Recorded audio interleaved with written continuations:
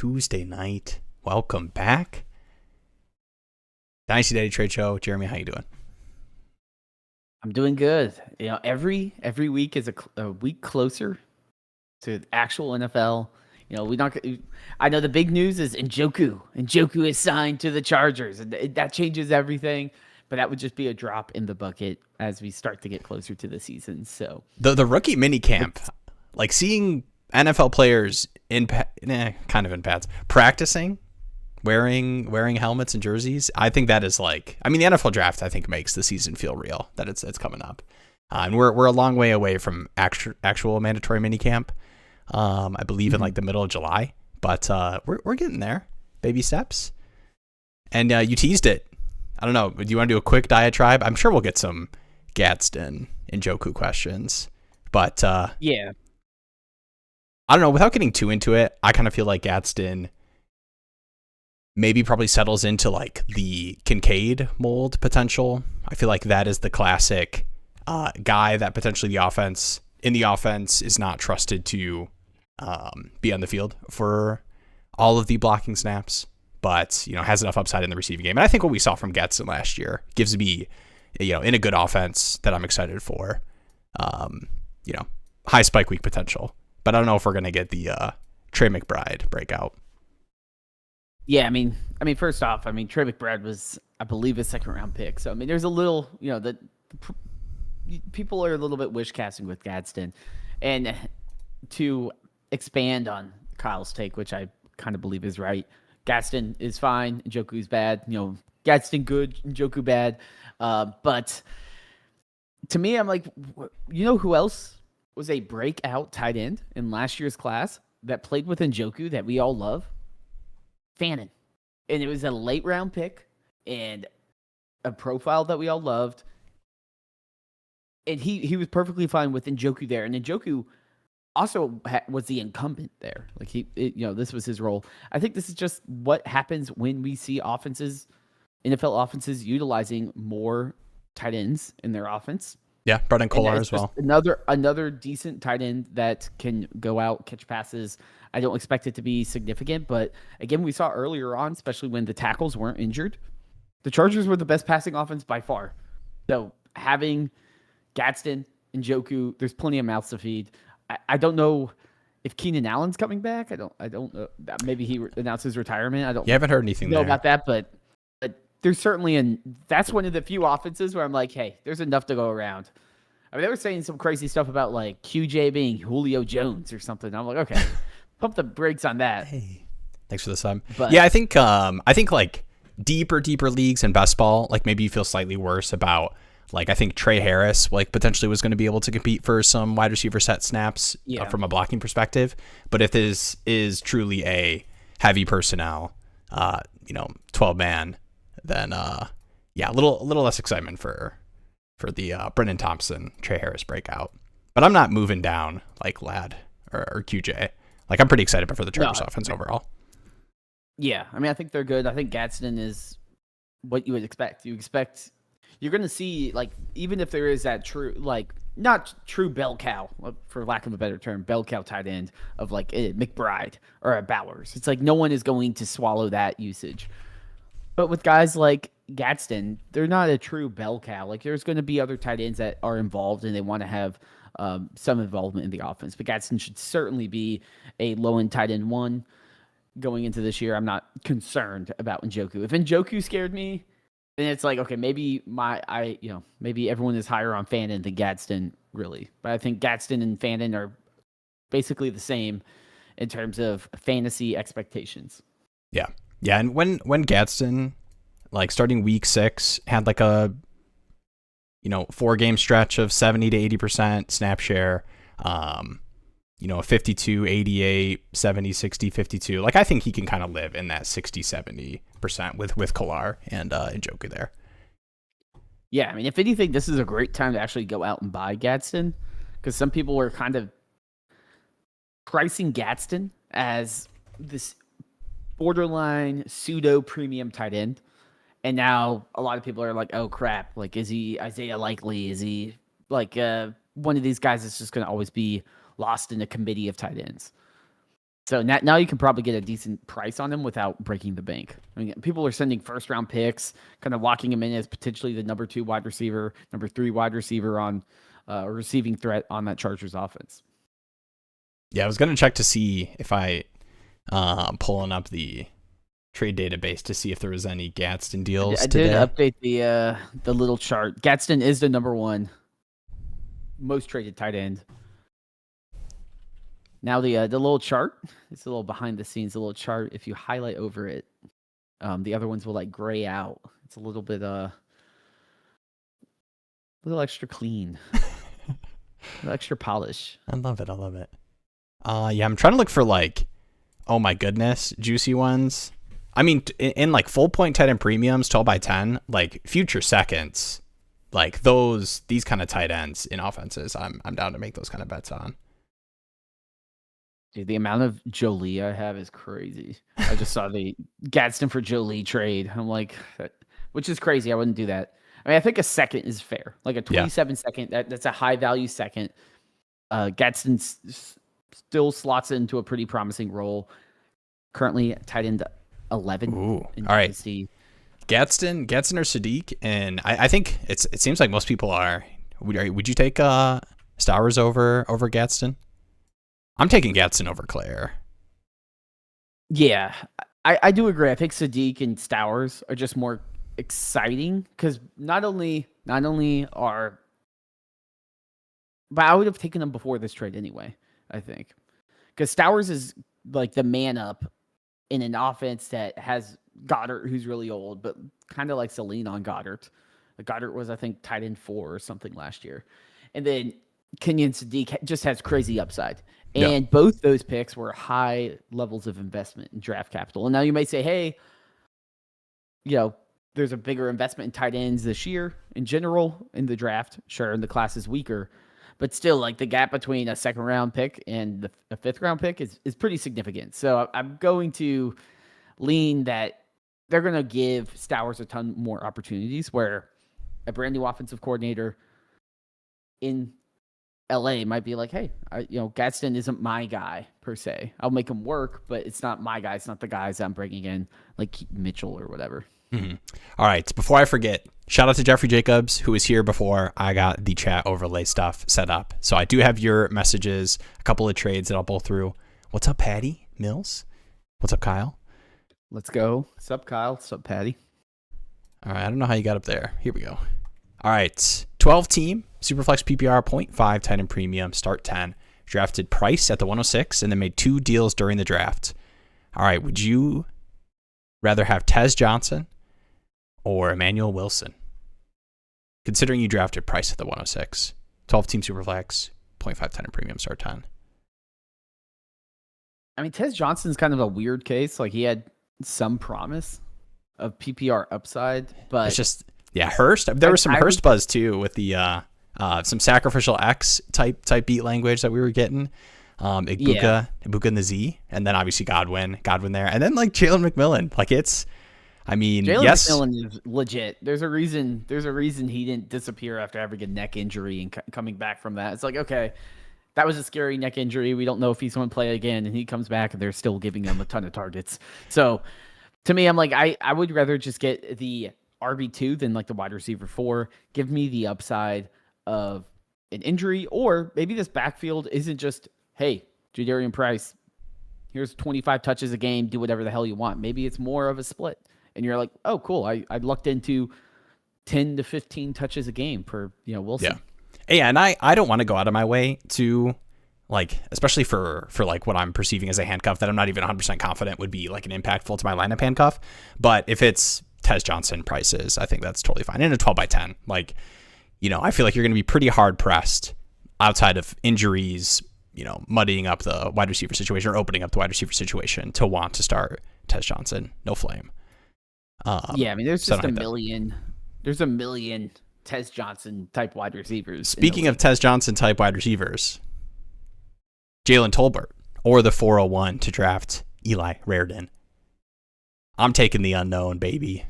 I've been taking Raridan in the late second, early third. I mean, so I'm on board. You also said important words here. Now it is full PPR, so I don't know what, But well, actually, no. I think the 1.0 tight end premium, that to me is okay. The flex affordability. Like if I'm looking, if I'm Well, I do think it's counting my 0.5, but coupons, still. it's like me going to Harris Teeter and I got my Vic card, and I'm like, what do I want to buy? And it's something is $2 off. I'm going to buy that, not the full price other thing. Like I feel like I'm getting a bargain here, even though I'm getting fleeced either way. That's what I want here. It's like I want the easiest path to some sort of value. And the value here is going to be a tight end where every catch is worth 2 points. You can get 4 catches, that's like 8 points. And then that doesn't even count any yards. You can have 4 catches for no yards. Or 4 catches for a random wide receiver, no yards is 4 points. And that's like, well, duh, simple math. But when you are sitting there trying to do your hard start-sit decisions, a tight end that can score 8 to 10 points in the flex really easily, like 8 to 10 points, you're going to need every once in a while. Like week 13 or something when it's by Mageddon and you're trying to figure out who to start. I want to have all the depth at tight end in those double tight end premium leagues. And too, like the perception thing too. Like, I mean, there's a chance that, Raritan is a 0 and this is just another, tight end miss when we're taking these shots in the second and third round on these guys.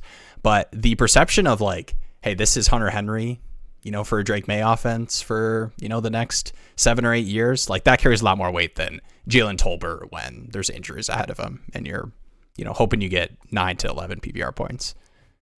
I will say if you're just hanging out and you ever get in a random offer that's like, hey man, I really want like a Jalen Tolbert from you.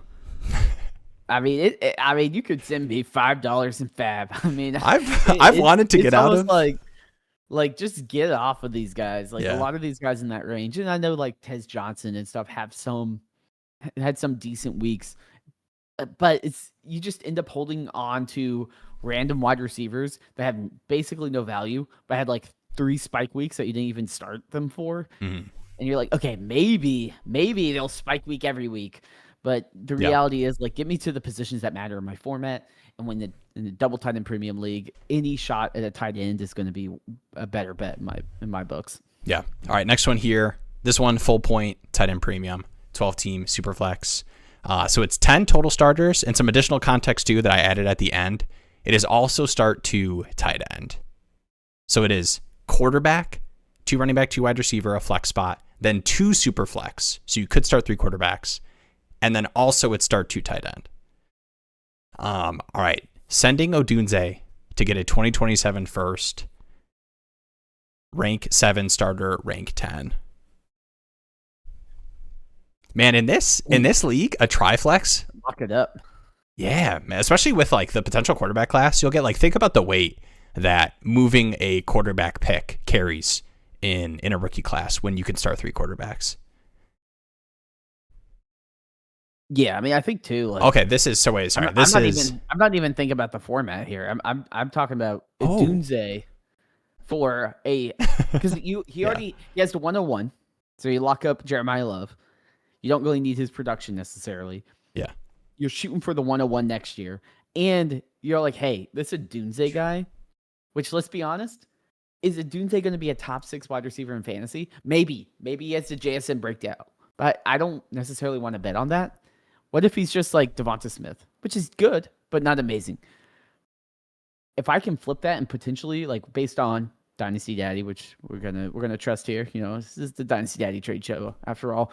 But I mean, you're looking at right now slotted in at the 103 in the 2027 draft class. You're telling me I would kind of re-roll Odunze for a potential early 27 first? Yeah. Yes, I'm going to do that any day of the week. Yeah, I did that additional note there of the starter rank being the team that sent the picks. Yeah, love that.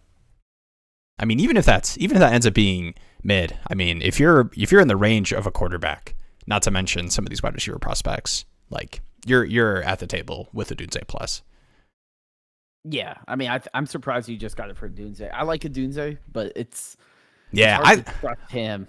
I do like checking in on the Odunze price, but not a 27 first Odunze price. Yeah, especially in this one format. With the early upside. Yeah, I mean, I like Odunze, but Odunze to me is like stuck in that Devonta Smith range and JSN pre last year, where you're like, okay, like maybe we'll see something. It's just hard. I don't know if Detroit's going to have as much of a consolidated target share any of their weapons to be a top 6 wide receiver that we saw out of JSN. And that's the only time I'd really feel bad versus taking an Arch Manning or, a Cam Coleman or whoever's at the early first range that I got for him. Yeah. All right. Last Jeffrey Jacobs question here. 12 team. I mean, if you got more, definitely go ahead. But last one that I didn't grab and had to make an image for. 12 team, Superflex, PPR, full point center premium, start 11. This is a recently acquired rebuild, sending Travis Hunter and Greg Dulcich for the 307, 308, and 311 to grab the holy tight end trinity, Delp, Jolie, Raritan. And then I think this message got cut off, like you were going to type more, but I had to leave it in there. Hunter is a corner. Was the last note there. How are you feeling about this? I know you're kind of a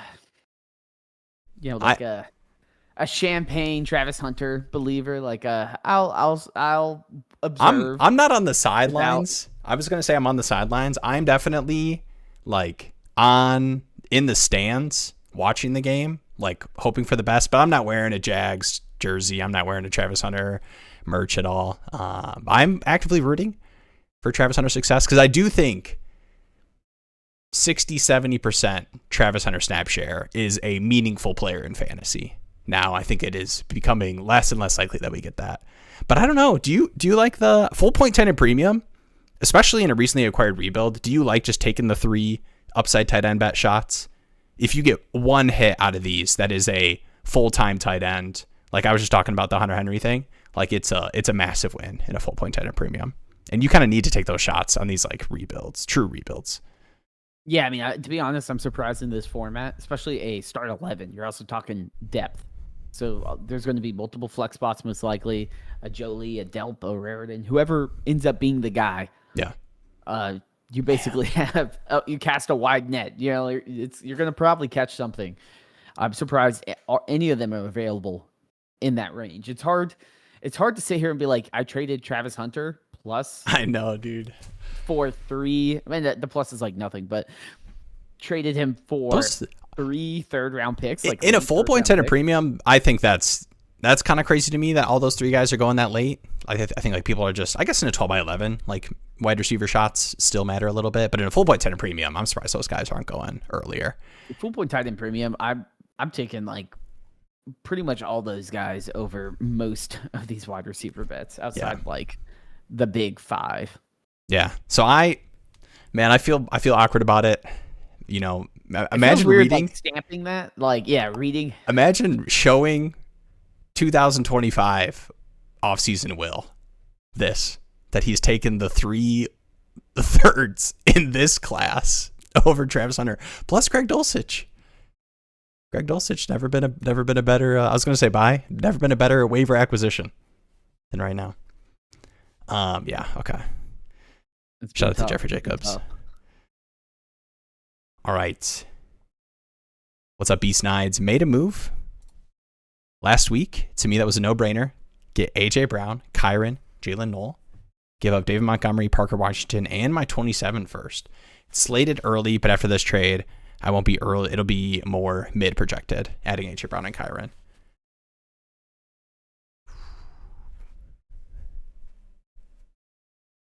I would be curious to see the rest of the team. Like, is there a part of you that's reading that last sentence and feels a little bit more nervous about moving the 27 first? Yeah, I mean, I don't know. I mean, I did a roster review today, and I was kind of on the other side of a team that did have both A.J. Brown and Kyron. But I was like, what you need to do with these guys as a team that's kind of in a rebuild, but you have like A.J. Brown, is you got to go to teams that are like fraud and frisky tier and be like, hey, are you a A.J. Brown away from being not an early first? So give me your first. Right. And that's where I'm like, if I was you here, I don't think this value is terrible. I think to me, I'm like, you just have to live with the reality that is Kyron and A.J. Brown alone going to fix my team? And that maybe it is. Maybe it is. He did send his roster. So May, Breece Hall, Kyron, Tootin, JSN, Tet, A.J. Brown, Tate, Tyson, Kraft. So there's certainly a lot here, especially with you got like JSN. Tech could have a better breakout, please God.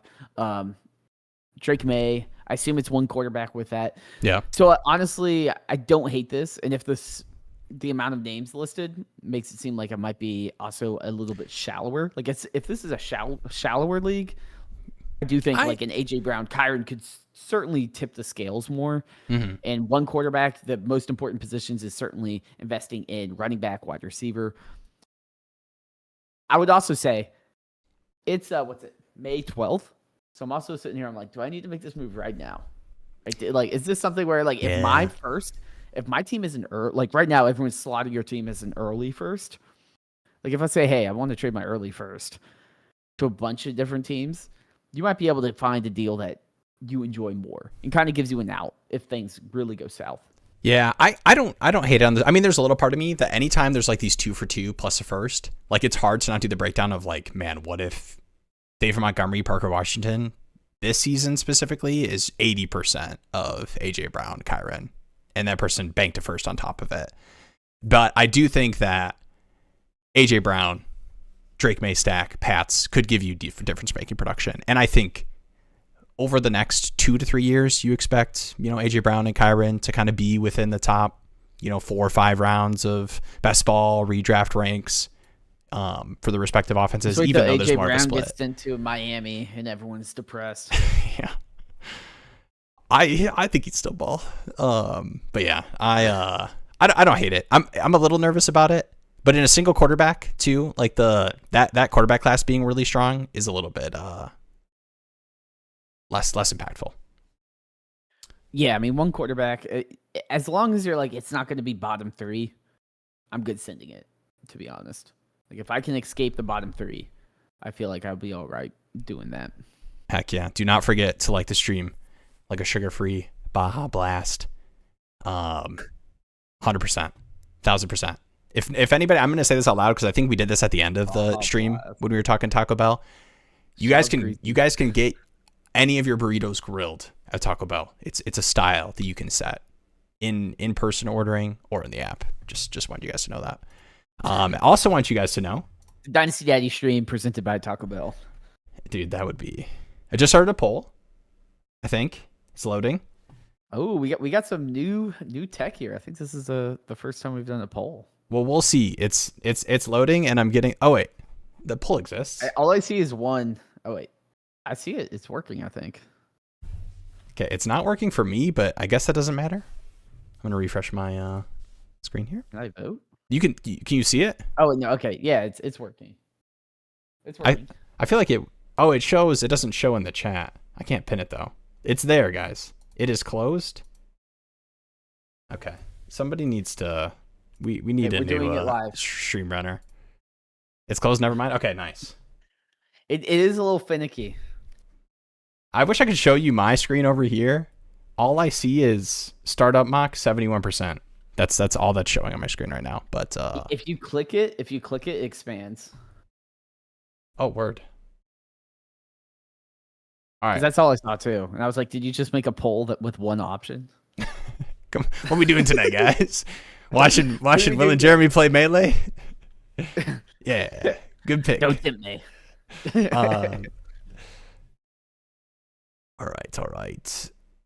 All right. Slow proxy auction here for Big DS. We're getting into the lower tiered players, but there are still some decent best ball players. What are you guys selling your 27-second or third for auction dollars? Ooh, do you have any examples? Because like I want to ask like 4 questions of like total budget amount. Give me an example of like the most recent scrub to go, and I'll tell you like what range are we talking, and then I'll tell you what I'm thinking there. I'm gonna put a pin in that. I don't know if I can. I was gonna say BS my way around, but I don't think I can fill in the gaps mentally. Are you on the same page? No BS here. Yeah, and I want to give Big DS the respect context. Too. The slow proxy auction question. But yeah, it's certainly an interesting format. You know, like do I trade my picks for auction dollars to go back into the draft? I think it's fascinating in So in the Charlie Daddy League, it's my first best ball league, actually one of the startup leagues that we Discord community leagues. Link in the description to join the Discord if you're not in there. Next week is the date that I will post the Google form, and we'll announce it on the live stream. I just made that decision right now. Jeremy, do I have Jeremy approval live on stream? You can do whatever you want. There we go. Heck yeah, you guys heard it. But I think it's fascinating, like, even wanting, I mean, obviously you want picks. Like, everybody wants, holding onto your first. You expect that to be a player. 9 out of the 12 players should be impacting your best ball roster in some capacity. Like, you might get some total duds, but most of the time, first round picks for sure are going to impact your roster. But man, these like seconds and thirds, like especially when there's no taxi and it's like you're having to cut from your bench, start 2 tight end. Like, I kind of want to keep some of these scrubby tight ends versus these rookies that might not even hit at all. So that's been pretty interesting for me to think about, is being even more kooky and crazy when I'm contending, to say like, here, take this second, take this third. I want a guy. I want Ramondre Stevenson. I want. Well, yeah, best ball is just so much. I think it's like, in a way, it's so much fun for Dynasty, because when you're playing in a lineup league, at the end of the day, like, they're, not to be like a Dynasty nihilist here, but there's probably like only 10 players that really matter throughout the course of a season in a actual league where you're setting lineups. And it's like, oh, did you have JSN? Did you get the value of JSN? Did you have Jonathan Taylor in the beginning of the year? Like, you'll see teams where you're like, how did this team do well? And then you're like, oh, well, you had Jonathan Taylor and you had Drake London. And then once Drake London went down, your team fell apart. With best ball, it's like, it's a little bit more interesting because the players on the edges of your roster can actually really build a good team. You don't need to have just, oh, you got Christian McCaffrey and Josh Allen. So, it's like, oh, you have a well-rounded team. You have all these smaller guys like the Jalen Cokers and, random tight ends that pop off, the Colby Parkinsons and things like that. You can catch on to those waves easier because you don't have to actually make the decision to start certain players. 100%. So it's certainly a fun format. All right, I need to know. I made a trade in a rookie draft acquiring one Bucky Irving for my 106. That would have been Jadarian Price or KC. So what are our thoughts on that trade? And then what are our thoughts on Bucky for Rome? New poll.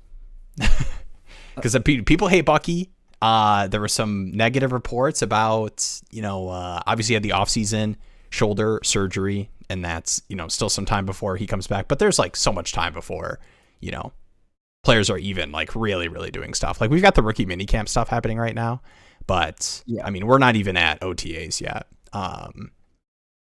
But all right, what are your thoughts overall? Bucky for Rome. I'll let you do that one first. Bucky for Rome. Man, it's hard for me to quit Bucky, to be honest. But I think this is a decent enough price where if I'm like, hey, can I get a wide receiver that I can chase some upside? I just have a hard time. This is just my philosophy. It's not 100% right, because I'll fully admit players like JSN last year, I probably wouldn't capture that upside. I have a hard time if I'm going out and paying for a player. I don't want to pay for a player where 40% of their value is like speculation of this great upside that they might have. Because a lot of times you just get a player that sits exactly where they've been the entire time. And there's and then sometimes you do get the JSN breakouts and you're like, oh my gosh, like this is perfect. But a lot of times you just you have guys that are like, I mean, Josh Downs is a perfect example. The most traded player in Dynasty still. People will not quit him. And maybe you could clip this and watch it back after he has a JSN season next year. But to me, it's like, I don't want to pay an extra premium for that player when there's cheaper options available. That being said, I feel like Rome is slowly falling back to reality of like, I can buy him for a decent enough price. And he kind of has that insulation like a T. Higgins or a Devonta Smith, to where I don't feel like the floor is going to completely fall out of him. Right. Which is something I really look for if I'm trading a guy like Bucky, because Bucky to me is also, he's not like a, he's not like a, I can't think of a good analogy, but he's not like a perfect running back. He's not like a locked in tier 1 running back. Yeah. But he's like a tier 3 running back with tier 2 upside. And you're like, okay, cool. Like I feel solid that like Bucky could have another year like he had last year, and he would still be an interesting enough trade piece that I could go to another team and they'll be like, oh, I could do a Bucky deal somewhere. Yeah. I think both are a pretty long way interesting. To say, I think the Rome side, I get Yeah. doing that. I like Rome too. I think like the Rome haters and doubters. And I mean, I'm excited about the Bears guys overall. I think probably more so Burden, and I think Loveland with the tight end designation, and potentially I think he could have to kind of climb into that. Yeah. Roush time, baby. Right. To climb into that, McBride, Bowers tier. But dude, I mean, like Ben Johnson, we're doing the comparative thing, but like, dude, I mean the Lions with Amon-Ra, J-Mo, Laporta, and that was with like utilizing Gibbs and Monty both pretty heavily. I think this could just be like these guys are alternating smash banger weeks if this really is the Bears offense breakout continuation that we saw from last year. So with all that being said, I can't quit Bucky, man. I know the writing is on the wall, the fear is on the wall of the Kenneth Gainwell. There was some stuff coming out because Bucky had a hot early offseason. I don't know if you remember he's got a lot of similar. He's got Bijan Robinson stuff in his game like that coming over. I'll be 100% honest. I'm not scared of Kenneth Gainwell at all.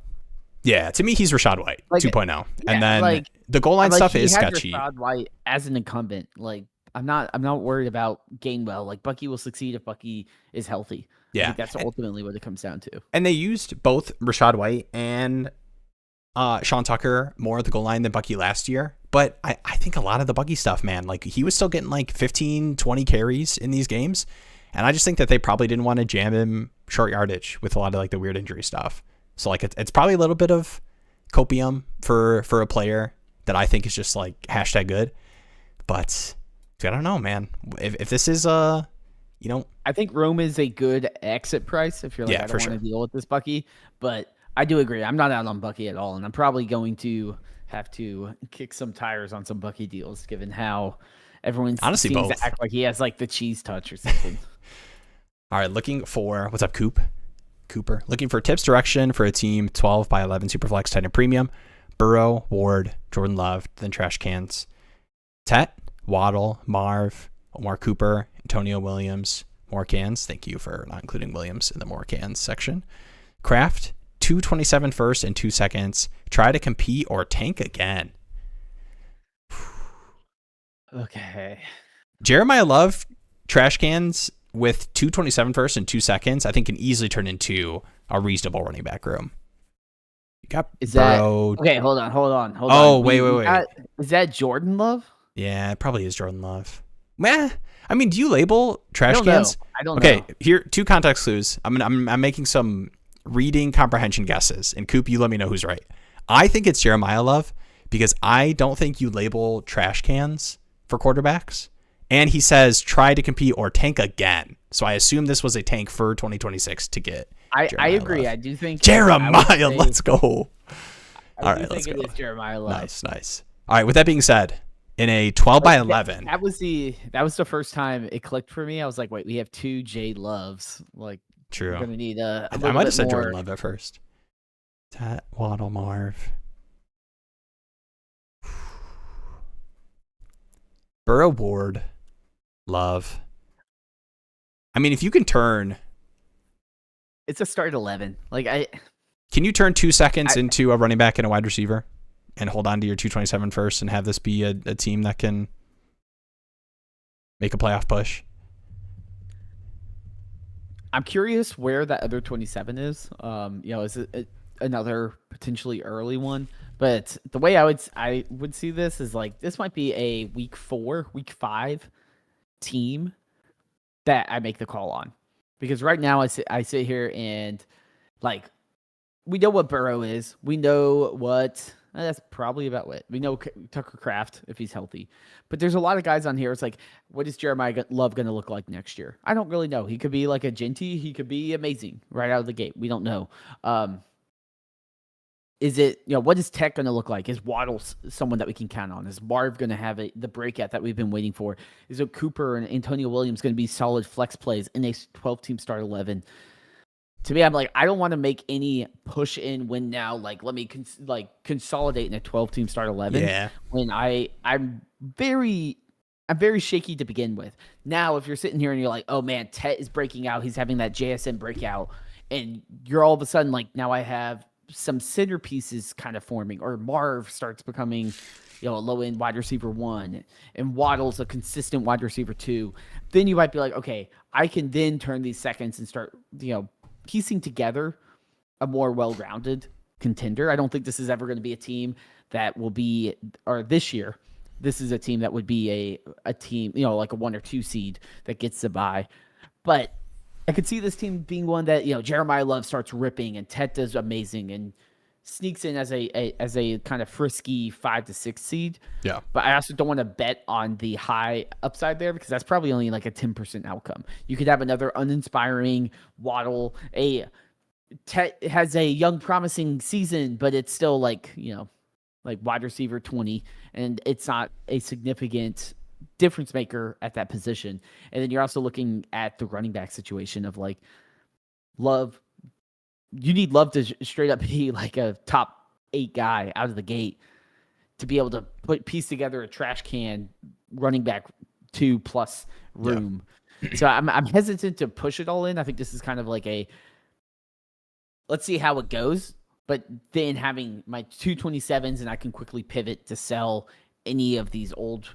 It doesn't seem like you have many old players, but any older players that don't fit my current window, and then I can just kind of double dip. Because I think if you add 227 first and potentially early's 27 seconds to this roster, next year you're going to be like, oh, sick. This is now the snowball is starting to go down the hill, especially in a 12-team start 11, where depth is actually very important, and you're going to have a ton of high-end shots at the Jeremiah Smiths and the Cam Coleman and the Arch Mannings and all these guys that are going to be potentially elite producers. And then, year 3 Tet, year 4, or I guess year 5 Marv, but a bunch of guys that should have matured and be quality scorers.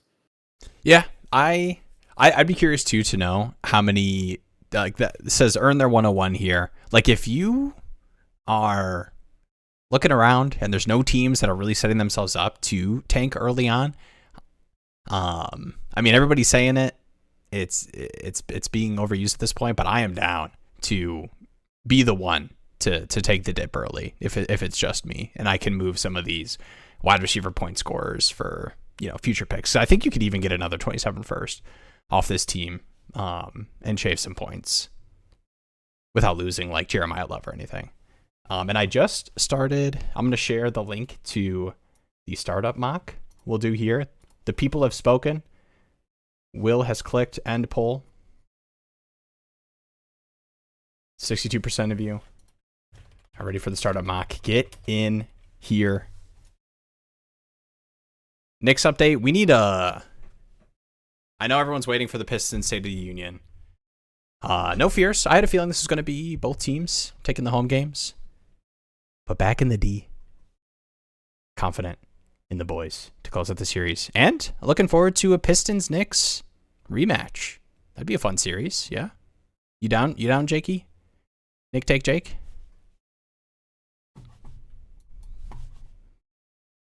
Hey, y'all got to get out of the second round first. I feel good.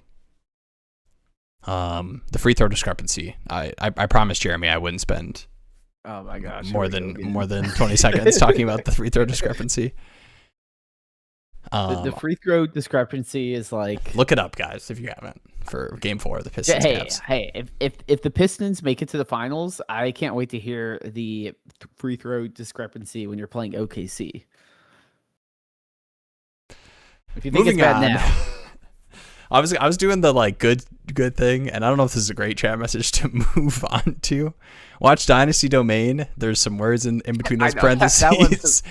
They are all about building, but I think like it's a fair question. They're about building value with the meta currently in stacking wide receiver and running back as they hold trade value the best. What drives your fantasy methodology? And I do think that we've talked about it a handful of times the quarterback position kind of impacting how I'm drafting. Even Mendoza, who I even like as a quarterback prospect, but thinking back to Cam Ward, some of these duds at the quarterback position too, and I think how cheap QB2 is. I think for the upside you can get from guys like Malik Willis, obviously Kyler, I think is, maybe not as easy of a buy, but we didn't talk about Juwan Jennings adding there, but dude, I would not be surprised if Kyler's just a, top 12 guy again this season for the Vikings. So I think like QB2 being pretty cheap has made me lean more into, and maybe I'll try it here. I always say that I'm going to try not taking quarterbacks, and then like Lamar falls to the late first. Yeah, that's true. Or I do the sneaky tight end thing.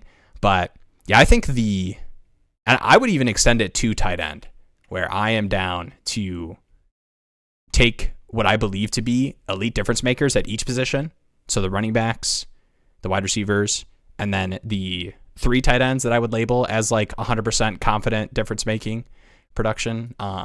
Even though I know a lot of people don't want to vault Loveland up there, but I don't know. Do you feel differently? I think like overall fantasy methodology, as we kind of started to do these startup mocks, anything you're feeling or noticing that you are maybe going to put into these community startups that we're going to do?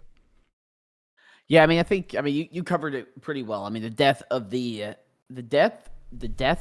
QB2 in Dynasty is very true. Like you basically every quarterback outside the top like 4 is basically Jared Goff in terms of value, where it's like, hey, it should be worth like a late first, but you only need it when you need it. It's like an insurance policy. Yeah. One thing I would push back, they're saying stacking wide receiver, running back. I think if you're in a lineup league, you're setting lineups, the only position that frankly matters for real contenders is having some sort of consistent like powerhouse running back. That's the most important position. It doesn't matter about the dynasty game or anything. And we're seeing now there are dynasty running backs that are not only just producing insane numbers like Jahmyr Gibbs, but also an asset that's almost unbuyable, like a blue chip asset that people value insanely high. And I think those are probably the most important contender pieces because they're so insulated. And when you lock in running back production, it's the most consistent when you actually have to start it. Whereas wide receiver, you can find pockets, cheap guys. You can find the Jacoby Myers. You can find the Parker Washingtons. There's always these guys that pop up. There's injuries, and then Troy Franklin has good weeks, and Tez Johnson. Like there's going to be a lot more like options at wide receiver. So outside of the elite guys, right? I think wide receiver and quarterback are frankly very similar right now in that outside of the Josh Allens and the Puka Nakuas, I don't really want any of these middle class wide receivers. Like I want the super rich, and I want the guys that are scrappy and just get me to a certain threshold of points where I'm like, okay, cool. That was 80% of the guy that took a wide receiver in the 3rd round of a startup draft. Like that is kind of the big range there. And I think another way to chip away at wide receivers, if you're the tight end premium league with a significant enough tight end premium, tight ends are super cheap. You can buy a Goddard, you can buy Hunter Henry, and I'm just loading up my flex with them because all they got to do is catch 4 passes, and they probably scored more than the majority of wide receivers that people are starting. And if they fall into the end zone, great. I get like 15 points, and I got it for super cheap. And if you go on like any trade calculator, if you go on Dynasty Daddy, toggle any of the fantasy markets, you could look up Dallas Goedert, tight end 4 or something last year. He's basically free. Any guy could even in tight end premium, you just send a 3rd or something like that, and you get a guy that is going to outscore the majority of wide receiver 3s plus on a weekly basis, and he's just super cheap. So I think in those double tight end premium leagues, it's not the super expensive ones I always want, but the flex options at tight end are just so valuable. So I've been really kind of trying to divest. I think that's how you say it. But divest from like those wide receiver 2s, the quarterback 2s. I either want the high value wide receivers, like the true centerpieces, or I don't really want to have any of them. Like I don't want to have a wide receiver 10 or 11. Like I that is just fake value on my roster. Divest or divestment is a reduction of disposal of an asset, investment, or subsidiary, typically through sale or closure. Word. All right, guys, what are we doing? Okay, I ran the poll. I did the good streamer thing, and we got 5 people in here. Shout out to Jan. I think this is Jan 77 sweatshirt. Every I'm pick, not gonna lie. every pick is every pick through a poll. Yeah. Well, son, where's Dallas? If we get Dallas in here to pick for every Dallas of the always team has robots, an honorary. let's go. There's Kyle popping in here. Love that. Ooh, okay, here we go. Actually, wait, sorry. I'm gonna I'll hit this one and then I'm coming back up to buy 78. I just realized I skipped that one. I'm trying to target Loveland, 12 team PPR, no tight end premium. The owner wants a 27 first and a second. Rebuilding and wants picks. Lad is the only other on his team of interest. Advice on this: should I try other picks or pick upgrades? Ooh, no tight end premium. Are you moving a 27 first, even if you're a contending team, and a second for Loveland? When you want 27 plus. I don't think so, right? Because you'd be moving your rebuilding 27. I think that might be rebuilding wants picks, like the owner is rebuilding. Oh, the owner wants that picks. Lad. Yeah, Lad is the only other on his team of interest. Man, can I give him like? I'll be 100% honest. I'm not doing that. Like, I know we love Loveland, but there's no tight end premium. Let's go. And the high end value of tight end premium, sure. Speaking of tight end premium, Loveland. just because I clicked start, sorry to interrupt. This is a full point tight end premium. This is 12 by 11. We do have third round reversal, 3 flex, and full point tight end premium. But yeah, I think I agree, and I do love Loveland. But the thing with no tight end premium is like the way you can roster construct, like starting the Hunter Henry, I mean, maybe even Njoku, depending on what his price looks into. Like those kind of like cheap, this guy falls into the end zone buys at tight end. Like, yeah. I do like Loveland. But I just think you're better off sending that 27 first and packaging it with, something to like get up to, elite running backs, or you're getting 2 impactful players for your lineup. Like a running back projection over the next couple of years and a wide receiver too.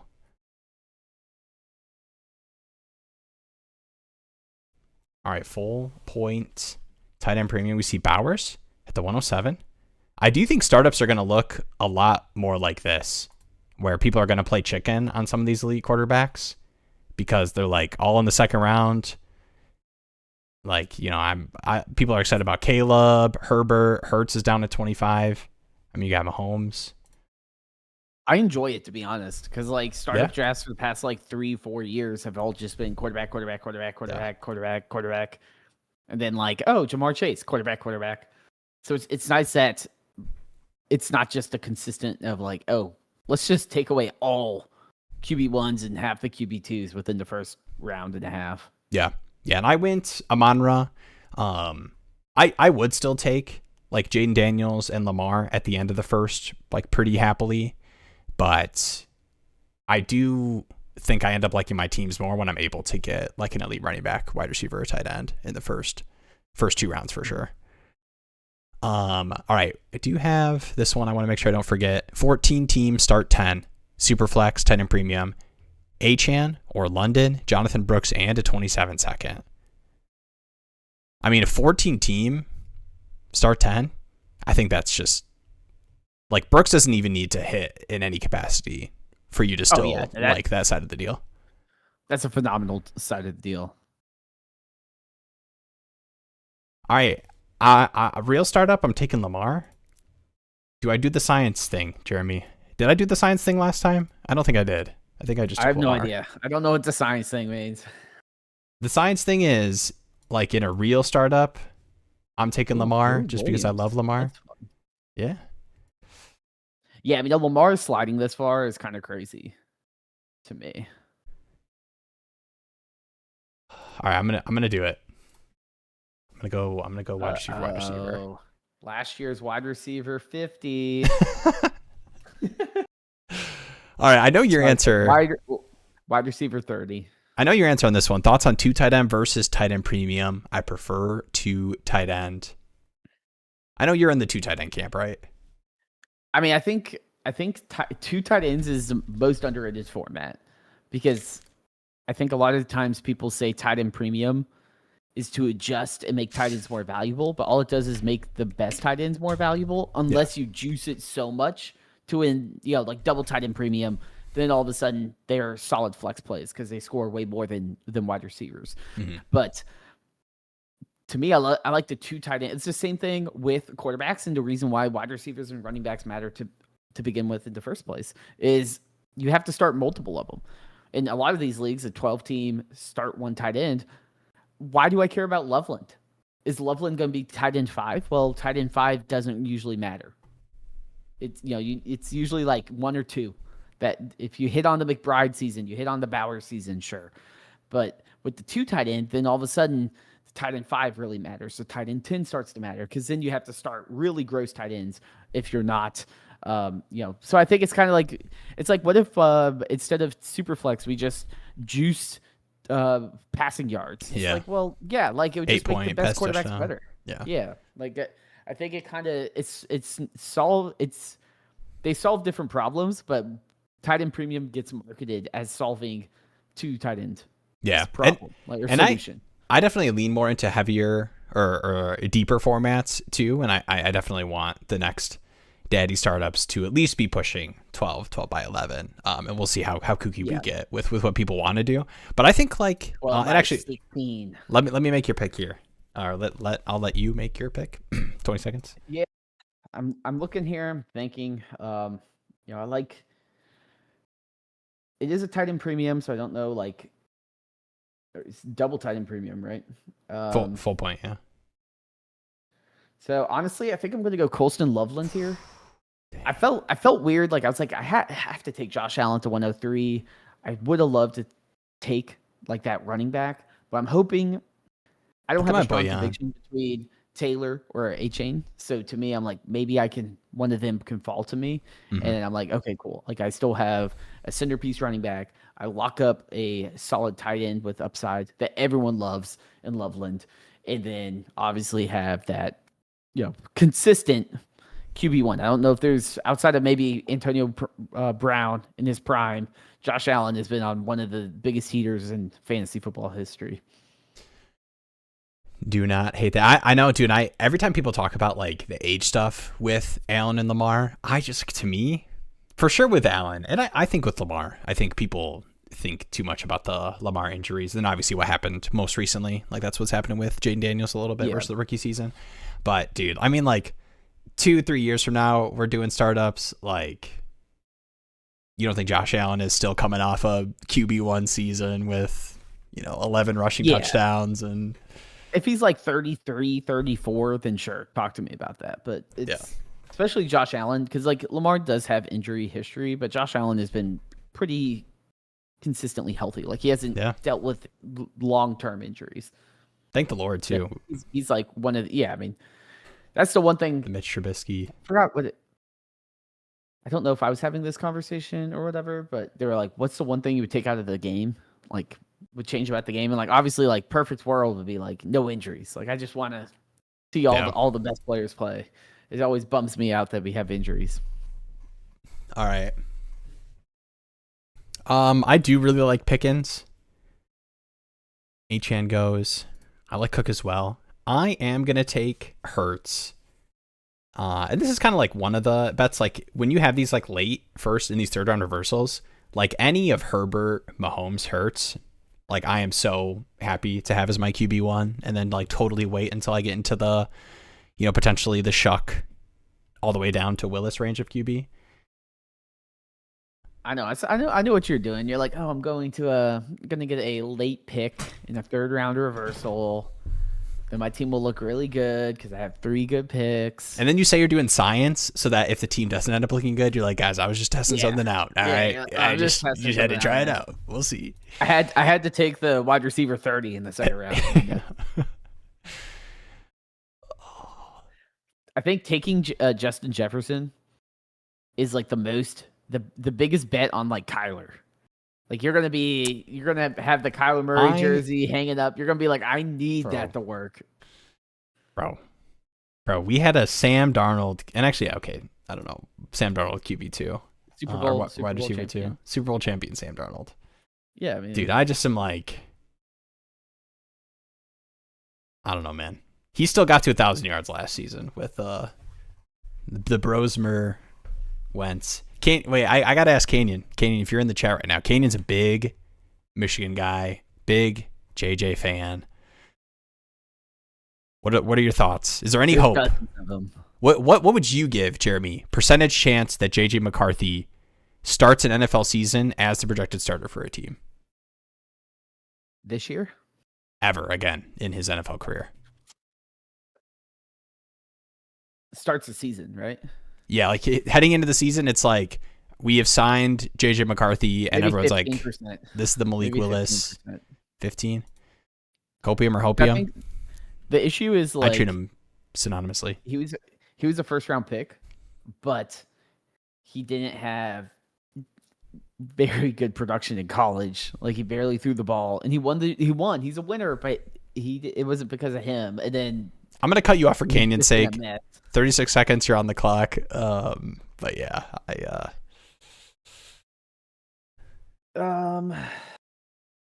man. Josh Allen, love it. You've been doing these interesting starts. You started double running back, I think. Oh, in the CMC. I feel like you got Josh Allen. You put CMC. I could basically just auto pick the rest, and I'll probably have a top 5 team in terms of projections. That is probably true. Yeah, the other interesting thing about we'll see. Quarterback is always so fascinating. I think it's going to be extra interesting this year because I do think you'll get a lot of teams trying to play chicken, like Kenyon starting Gibbs, London Pickens. Like it's depending 23.76%, approximately. I don't know. That's giving me some Leroy Jenkins. Like, what's our chance of survival? Dude, the Vikings are so interesting too because you have to think if Kyler has a good year and they're like borderline making the playoffs, that he gets kind of the, we'll give you a Daniel Jones type 2-year something, get him some money again. I'll let you make your pick before we do the Kyler circle. Yeah. Honestly, I'm a little bit surprised. I mean, there's a lot of players that have come off the board. Tempted a little bit. I don't think there's any running back really jumping out at me here. I think it's kind of a big range of decent producers, but I went with Loveland, and the 3rd round reversal doesn't like me. So, I missed out on some of those things. I kind of like. Let's see. I think I'm going to go Nico Collins. I'm kind of surprised he's here. I like it. You were talking about the running backs.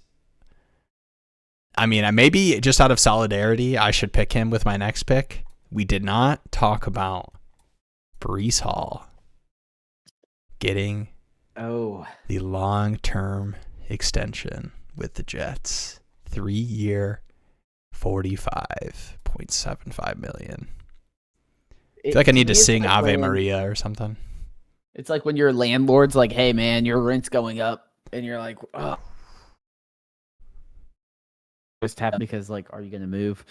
And that's what it's like. It's like Breece is like, get me out of the Jets. They suck. Get me out of here. And then they're like, well, here's a new contract. And he's like, fine.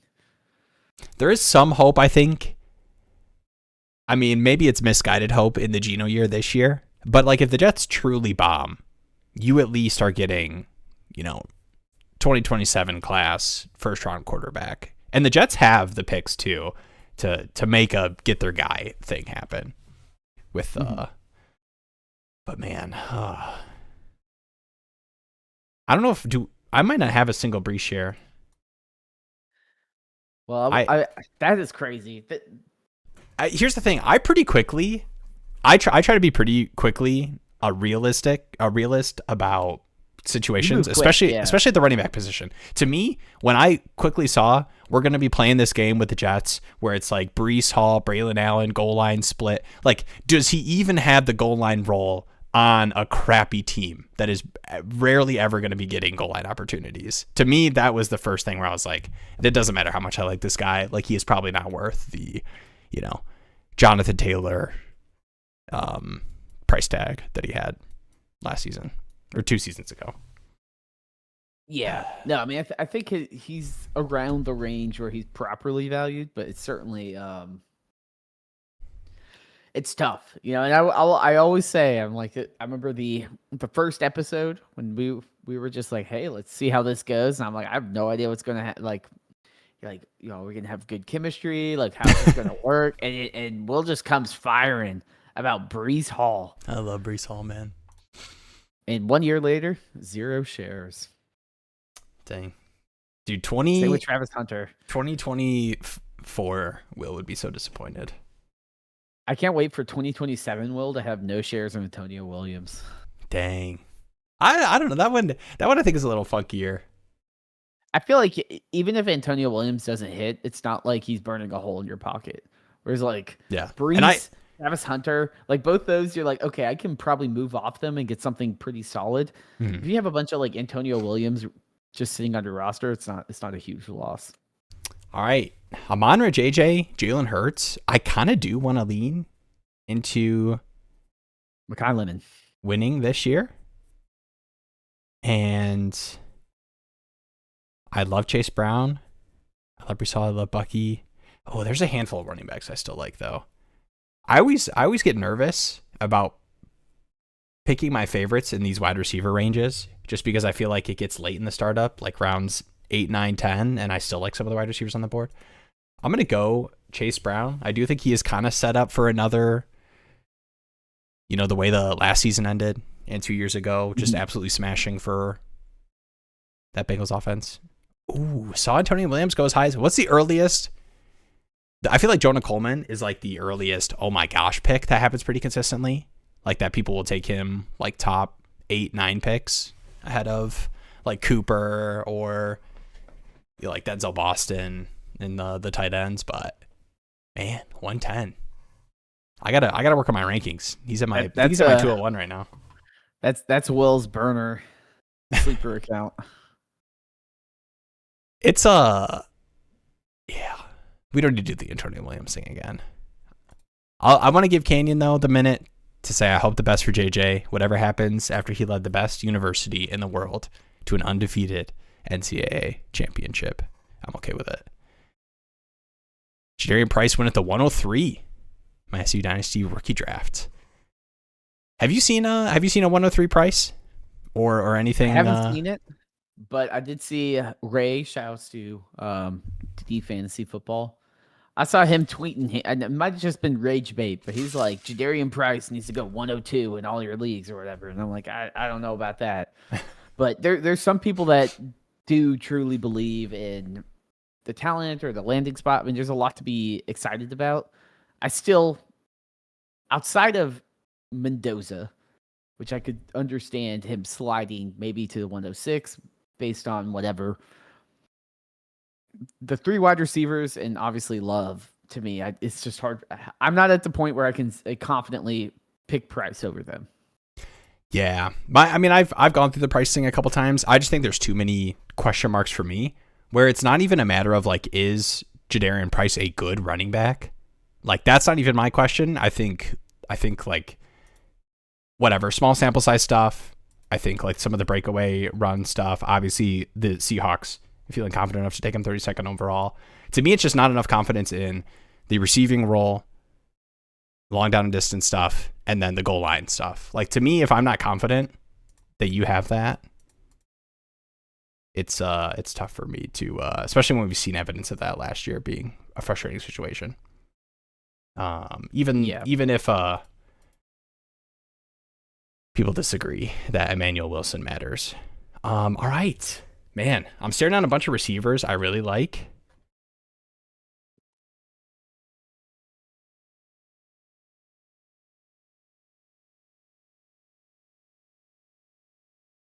All right, we're gonna win. We're gonna win the league this year. What's your thoughts? Brandon was asking thoughts on Stribling. Got him at the 302 in one of my 16 team leagues. can't remember the last time you can get a player with a later overall pick in dynasty drafts than in the real draft. Yeah, that's crazy. Like, I think the Stribling hate to me is more of a conversation of, are there other wide receiver bets that you like more in the second and third round, or format wise taking some of the tight ends? But I don't think that pushes him down to the 302. I think that's just getting a little insane. On an offense we like it isn't just the draft capital. It is, the Niners offense, good blocker, field stretch potential role. Like, dude, two seasons from now, when we're starting to look at the Niners post Kittle, post Mike Evans, like, I don't know, 302 in this class. Where would you take Stribling? I'd probably take him like mid-second. I think mid-second, maybe early, if I'm feeling a little crazy. But I like the landing spot. The draft capital is very promising. You could certainly knock him as a player or certain things, but I mean, everyone in that range is somewhat uninspiring. Yeah. To me, I'm like, it's like Antonio Williams, Stribling, like they're in the same bucket of like these Chris Bell, like some of those guys where it's like they do have some upside that's interesting, and I'm willing to take those guys over a lot of the other bets. Yeah. So 302, I'd be like, cool, like that's found money. You found $10 on the street. Howdy, Jeps. What up, Jeptelmans? Howdy, gents. All right, let me know. Mark Twain TV. And feel free to not answer the question if you don't want to leak anything. I don't think that's how you spell Mark Twain, like the writer, right? Is he a K Mark? Mark Twain? Like a Huckleberry and Finn guy? I think so. I think so. Okay. I was curious if this was like a Mark Twain novel review channel. Correct. Okay. Nice. Correct. There you go. Shout out to me paying attention. All right, Jan here. Still no quarterbacks. Gibbs, London, Pickens, Warren.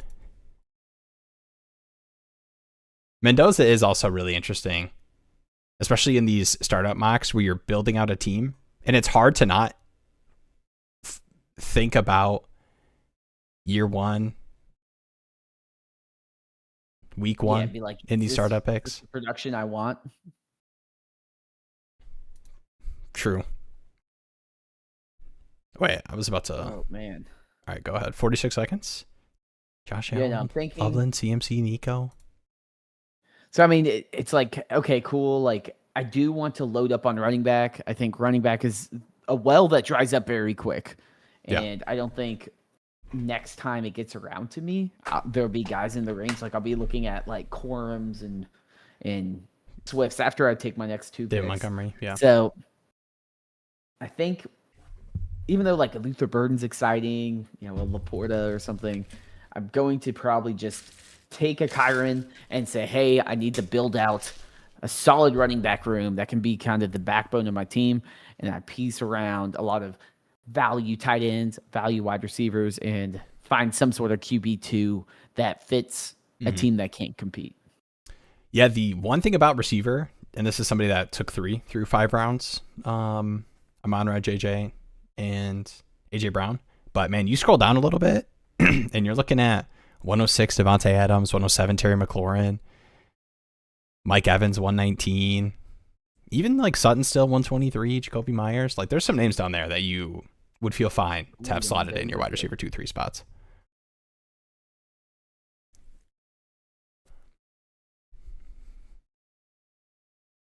Interesting. While you're thinking about that, just wanted to guinea pig the Dynasty Startup 0 QB strat for you guys' content purposes. Thank you, Jan. The tried and true strat of I'm just doing this for science. Don't worry about how the team looks. Yeah, totally. It's for science, I swear. All right, are you thinking receiver, or are any of these QBs calling your name? I'm still looking at running back, because I think I'm going to be able to find some sort of quarterback that I'm all right with at QB2. Yeah. I don't think I'm going to have the options at running back that make me feel solid. And like obviously we see the Vidals and random guys break out, and there's certainly the backup running backs I want to roster. Yeah. But I want to make sure I have the option of competing without having to leverage my future to go buy all these running backs in a win now piece. Especially when I made the Christian McCaffrey pick, it's like, okay, I need to kind of put the pedal to the metal of like, let me build a team that's going to score points, and then I can always try to trade picks or something like that for maybe some of those shinier dynasty players or something like that if I need it. Yeah. And two, I think like the one injury away running back guys, like they go earlier than ever with, I think, just people being smarter about their roster construction out of startups. Like, dude, Corum being, a 125 pick.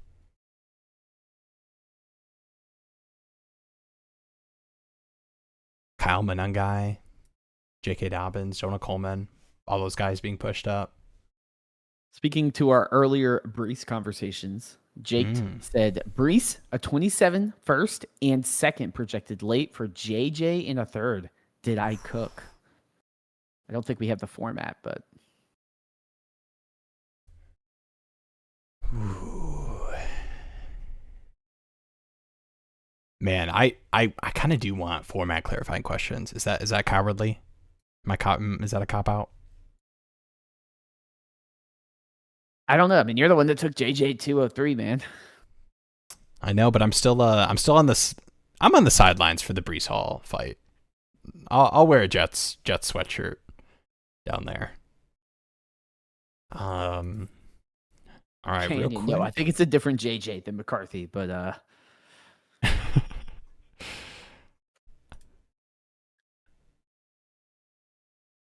All right, I am gonna do the Goff stack. The Homer pick. There we go. Yeah, I was gonna do the wait on quarterback thing, but I do think that I like Goff next year projection a decent amount more than some of these other guys that would go, and I don't think at the 8-10 I'm gonna love having to take Malik Willis because I'm scared.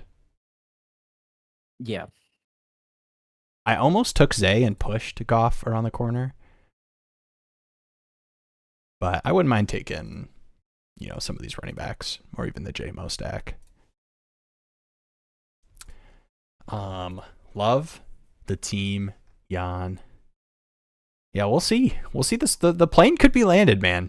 You get these nasty starts, and then you find yourself 8-4 Kyler and a 9-9, Malik Willis, or you're taking Daniel Jones plus somebody else. Team starts looking a lot better. That one has no quarterbacks. Reese K asked, you traded Bucky and Sutton for Sadiq in 27 second and 28 second. No format on that one, but kind of related to the Bucky stuff we were talking about. I would probably need to know how heavy this tight end premium is to give a full response. I don't know if I'm feeling it. And this might just be I got my Bucky blinders on. Yeah, we got Bucky blinders here. I still probably lean Bucky. Unless I could see if you're a rebuilder, though, it's not a terrible package, especially if the tight end premium's strong enough. Yeah, and if it's a deep enough league, like getting the 2 seconds where, we're getting some of these like 14 by 11 questions, like having seconds that you can move for players is pretty big. They carry weight in those. Did add context to his auction draft if we want to. Oh, yeah. All right, that might take a minute though. All right, I got my next pick here. I'm probably just coming up right now. Zay went. Okay, Baker goes. Yeah, we might see a quarterback run for teams that got one quarterbacks because we got a few coming up. I might. I think I might take. Actually, we'll see. Has Brees and Genty. Okay, that was gonna be my pick. Got the king here. I think Travis Etienne was probably the last. Facial Tootin? Yeah, the last running back I am like feeling great about for next year. I guess Henry falls in that, but he's in a different startup landscape combo. Jadarian Price. The 103 in that one person's draft. Gadsden. Yeah, true. Cannon's draft. Man, I want to go Waymo, but some of these.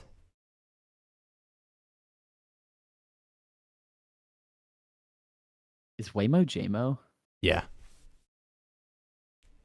All right, I'm doing it. This is the Got to get the stack. The Lions. Actually, you got the whole offense. Well, just me or Canyon are winning this league with the Lions So scores. every time you play Will and they're not playing in a dome, you don't even have to set a lineup.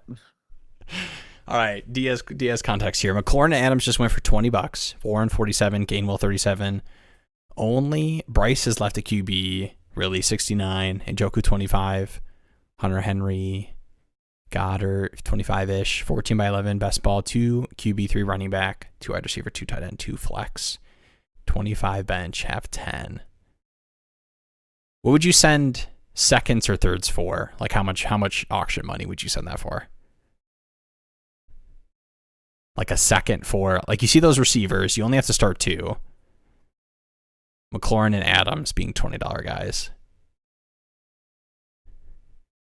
I'm curious. I mean, it looks. I mean, certainly a deeper league. It is best ball as well. And Njoku 25. I'm curious. What is the price for Goddard in this league? Because 25-ish, but what does a third get you in this league? Because I think one part about the auction drafts is a lot of times the values are so fast it's hard to predict. Yeah, I mean a third's probably not touching valuable player at. I imagine a second you're in the conversation for like the McLaurin and Adams going for $20 in a league that kind of devalues the wide receiver position. I think in a second you're in that range, but I mean in best ball it's 2 tight end as well. Yeah, so the Njoku Goddard 25 is a little bit skewed by that. Best ball too, where they can hit your flex. I'll be 100% honest. If it was me, I'd probably just be okay, I'm concerned I would trade my picks, ruin my flexibility, and vastly undersell them and only get a player there. It's what am I doing? Yeah. I'll probably try to just hold on to my future flexibility in those picks and then be okay, now I can deal them in a little bit of a less volatile trading, atmosphere or environment. Yeah. But I imagine, I think a third probably would be 12 or so. Yeah, I think that's about 12, 15. And I feel like a second would probably be closer to maybe 30-ish.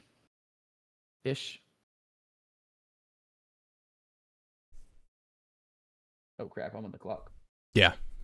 Sorry, I was mentally processing that. No, you're good. No, I was too. Going to smash Derrick Henry. We're going all in the Josh Allen, CMC, Henry. Okay. Gotta load up. You're a big running back guy. This has been a theme for you. You started with the double running back. I think you kept adding them too.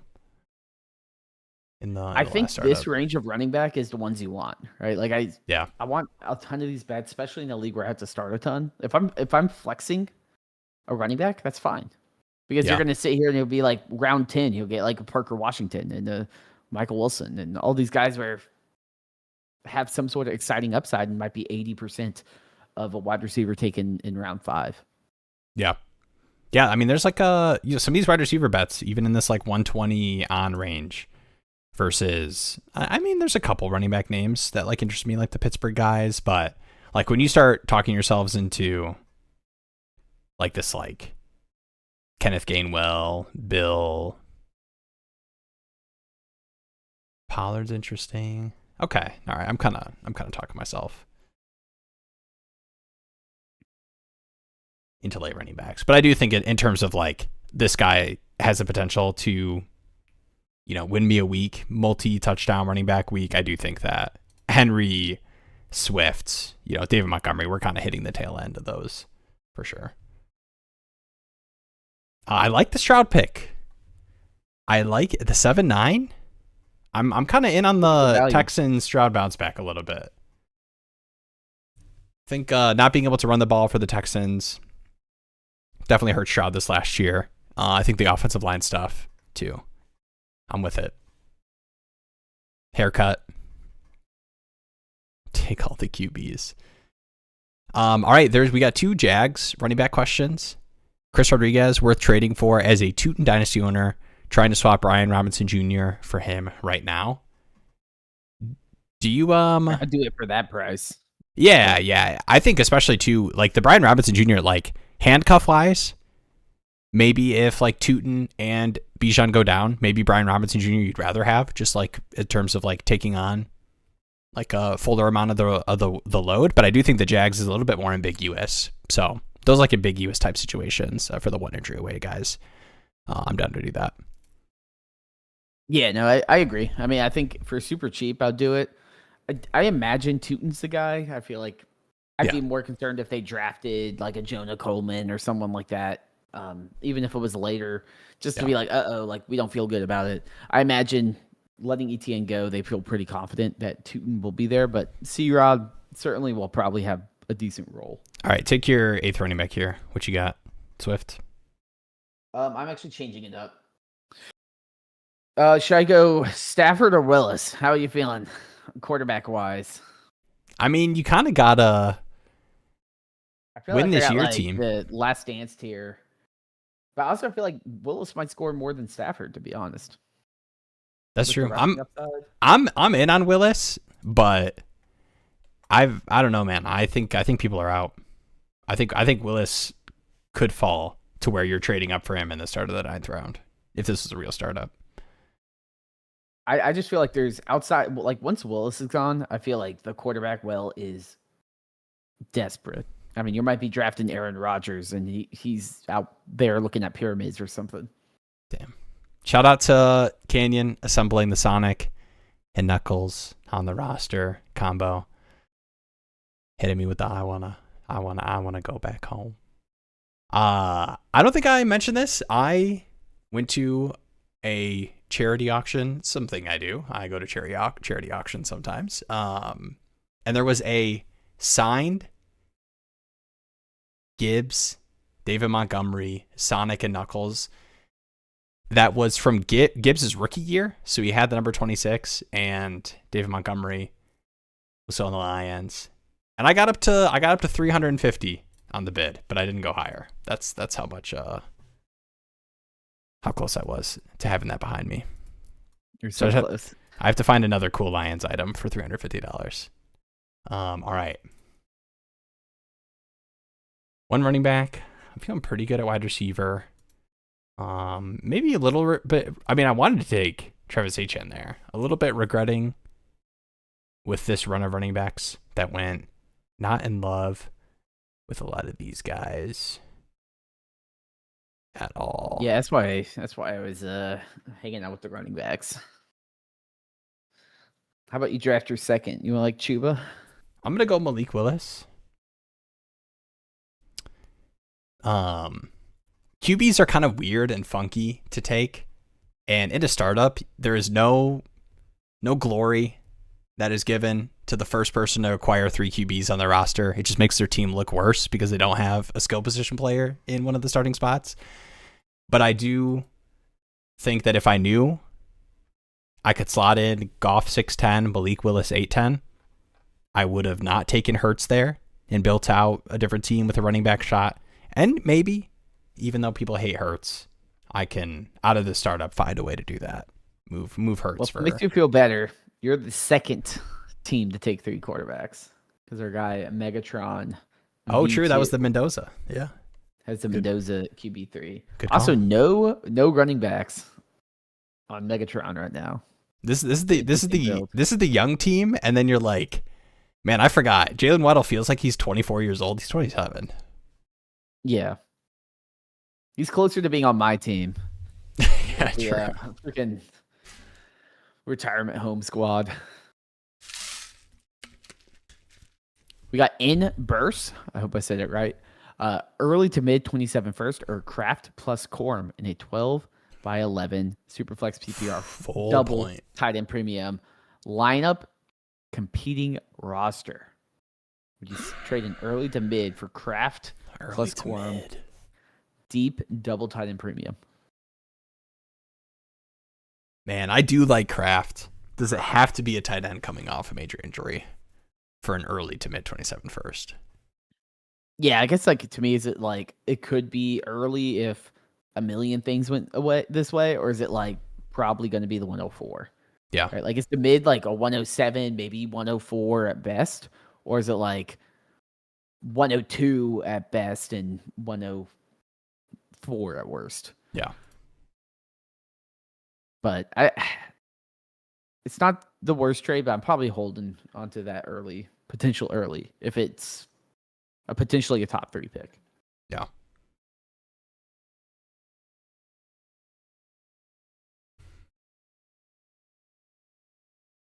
All right.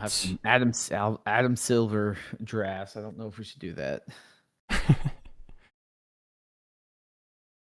right. I'm between Terry McLaurin, Wandale, Devontae Adams. Roster construction wise, I want to take a running back, but I think the running back I would take might still be there at 10-10. So I'm going to take I think David Blau said Terry McLaurin was going to get Terry McLaurin, 12 targets a game. Wide receiver 2 behind Antonio Williams. That's true. Where is... Oh, I was really hoping we'd have the David Blau quote where he said he was going to give him like 12 targets a game or something. We always know that those always end up being true.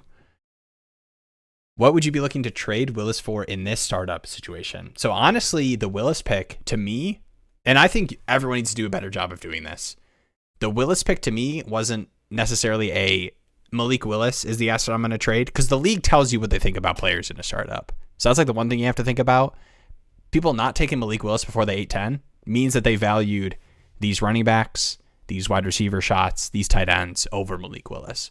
So I don't imagine I'm getting any of those players, but it allows me the flexibility to move Hurts or Goff in a move for, a skill position player in that range. So like that's probably, honestly, if this was a real startup and I'm leaving the draft, I'm looking at these teams that I think we're trying to push quarterback, like maybe Canyon, maybe Bryce Young and Daniel Jones go in these next 2 picks, and he's looking at, okay, am I going to have Geno Smith QB2? Like, can I bring Hurts to the conversation and get Pickens plus a pick swap or something? Like, are those kind of deals possible? Yeah, I like that type of question, though. Yeah.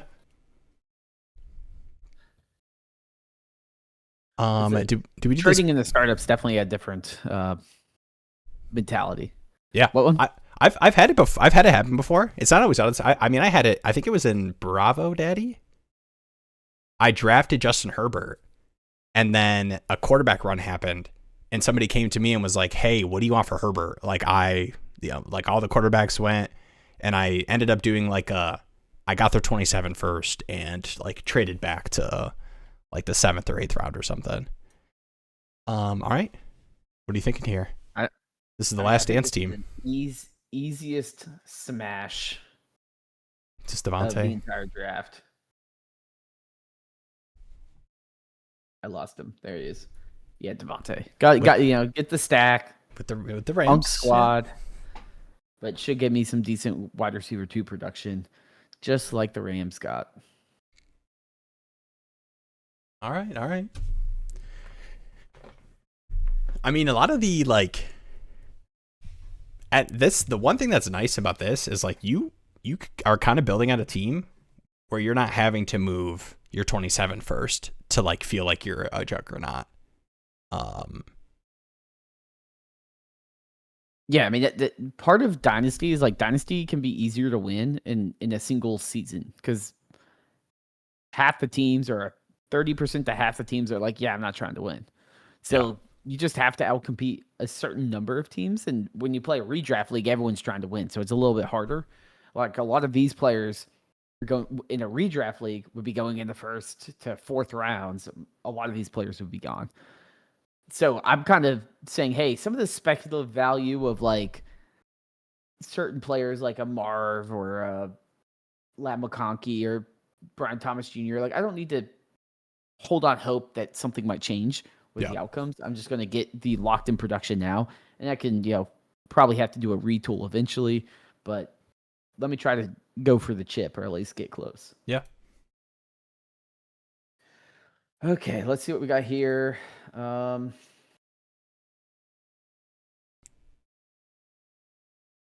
Interesting. I like that Kittle pick at the 10-1, but it's hurting my brain seeing Sadiq and Pitts too. But those are probably good picks in full point center premium. Yeah, that's kind of where I'm leaning, is like maybe trying to just start attacking some of this tight end. There's a lot of wide receivers still on the board I feel fine with as a wide receiver 3. I want to build the wide receiver 3 spot as my weakest spot. So I'm going to go keep the old squad rolling. We'll get Travis Kelce, who should at least be a top 10 fantasy tight end. And if that's true, he's going to be in my flex spot every single week. Are you workshopping a tier beyond Last Dance that is like retirement home themed? This truly is definition of Last Dance. It's like Colston Loveland taking care of all his elders. I do love. I didn't expect to go this way, but what was the deciding pick for you? Was it? I mean, the CMC at the 310, I think is kind of you're tipping your hat. I think Josh Allen's one where I'm like, okay, there's probably like how many good years left I have with Josh Allen, and then I wanted a really good running back. I was hoping like a Cook or a Taylor would be there, and then I'd be like, okay, I have a couple good years out of him, and it gives me a little bit more of a window. But then I saw him go, and then I was like, okay, outside of Christian McCaffrey, there's kind of the drop off at running back hits heavy. So I was like, hey, like I already got Josh Allen, already got QB1 pretty much locked up unless he gets hurt. Yeah. Might as well just lock up basically the exact same at running back, which is he's going to be RB1 unless he gets hurt. And then after that, I can kind of figure out what to do. And, when you look at these ranges, sure, there might be better dynasty valued assets, but a lot of these players like Derrick Henry in the 7th for my team, that's perfect. And so when a lot of people are building out, how does this player hold his value, things like that, sometimes you can just be like, hey, I don't need any of these picks. I have my future picks. That's going to be the value. And I can always say, hey, maybe things go south, or maybe I need to retool next year. I can take my second round pick and stick it to Kyron and go get a dynasty value player that can help, slowly do a retool around, a 32-year-old Josh Allen. Yeah. Ferguson just sitting there in full point center premium is crazy to me. Jake Ferguson was practically on pace with Chase for the first half of last year in full point tight end premium. Yeah, I think a lot of the Ferguson hate kind of has to do with the tail end of the season where you had Pickens and CD healthy and kind of people's expectations for the Cowboys offense with them kind of running it back next year. And I agree. I like Ferguson just on a like in this range that is very much a and I mean, I guess like Kittle I would label as a different bet, but I think Kelce kind of falls into this too, where it's like, give me the timer went up to 2 minutes. Has it always been at 2 minutes? No.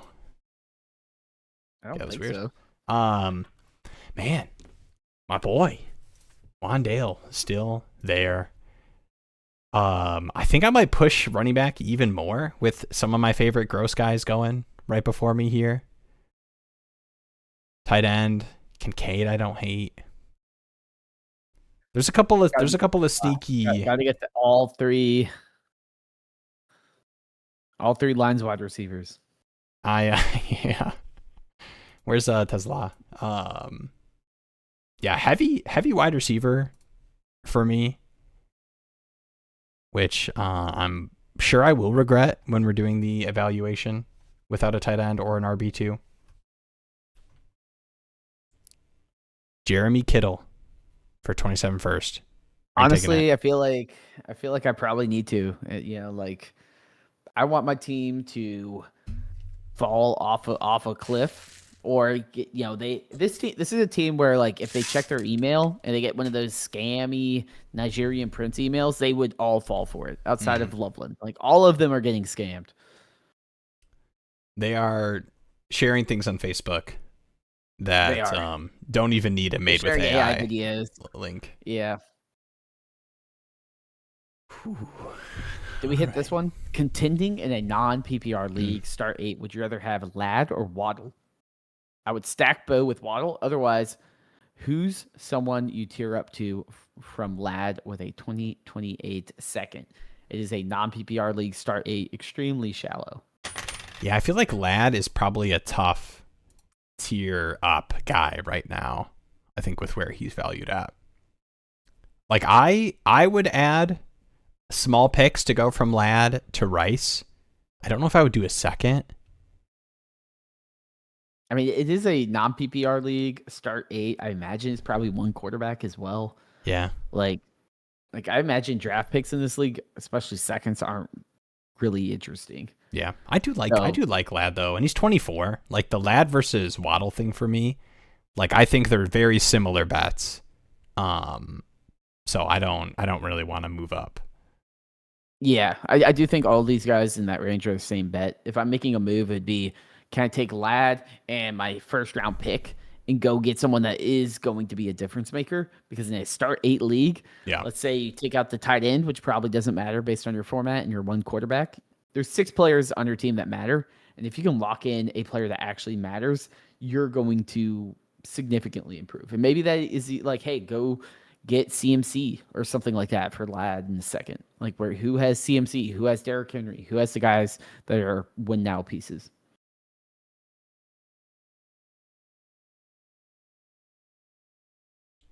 All right, I have a plan. Okay, guys. Uh-oh. Do not worry about my plan here. Unfortunately, the plan does start with 11-3 Ramondre Stevenson. But I think you guys are going to like the way it ends. Just don't worry about how it's starting. So you're buying the hype. You're buying the hype. Honestly, it's just the not buying, the inverse hype that works. I'm contending in a 12x10 full 10 and premium. QB2 is Tua Penix. We're throwing a 28 second for Njoku on the Jansen McDaniels school for tight ends who can't tight end good returns him to form. Oh, 28 second. No, I'm not doing that. Full point 10 and premium. What other tight ends do you think you could realistically buy for a second? Like I know Njoku. Good amount. Like I'd rather. All right, would you rather have Hawkinson or Njoku?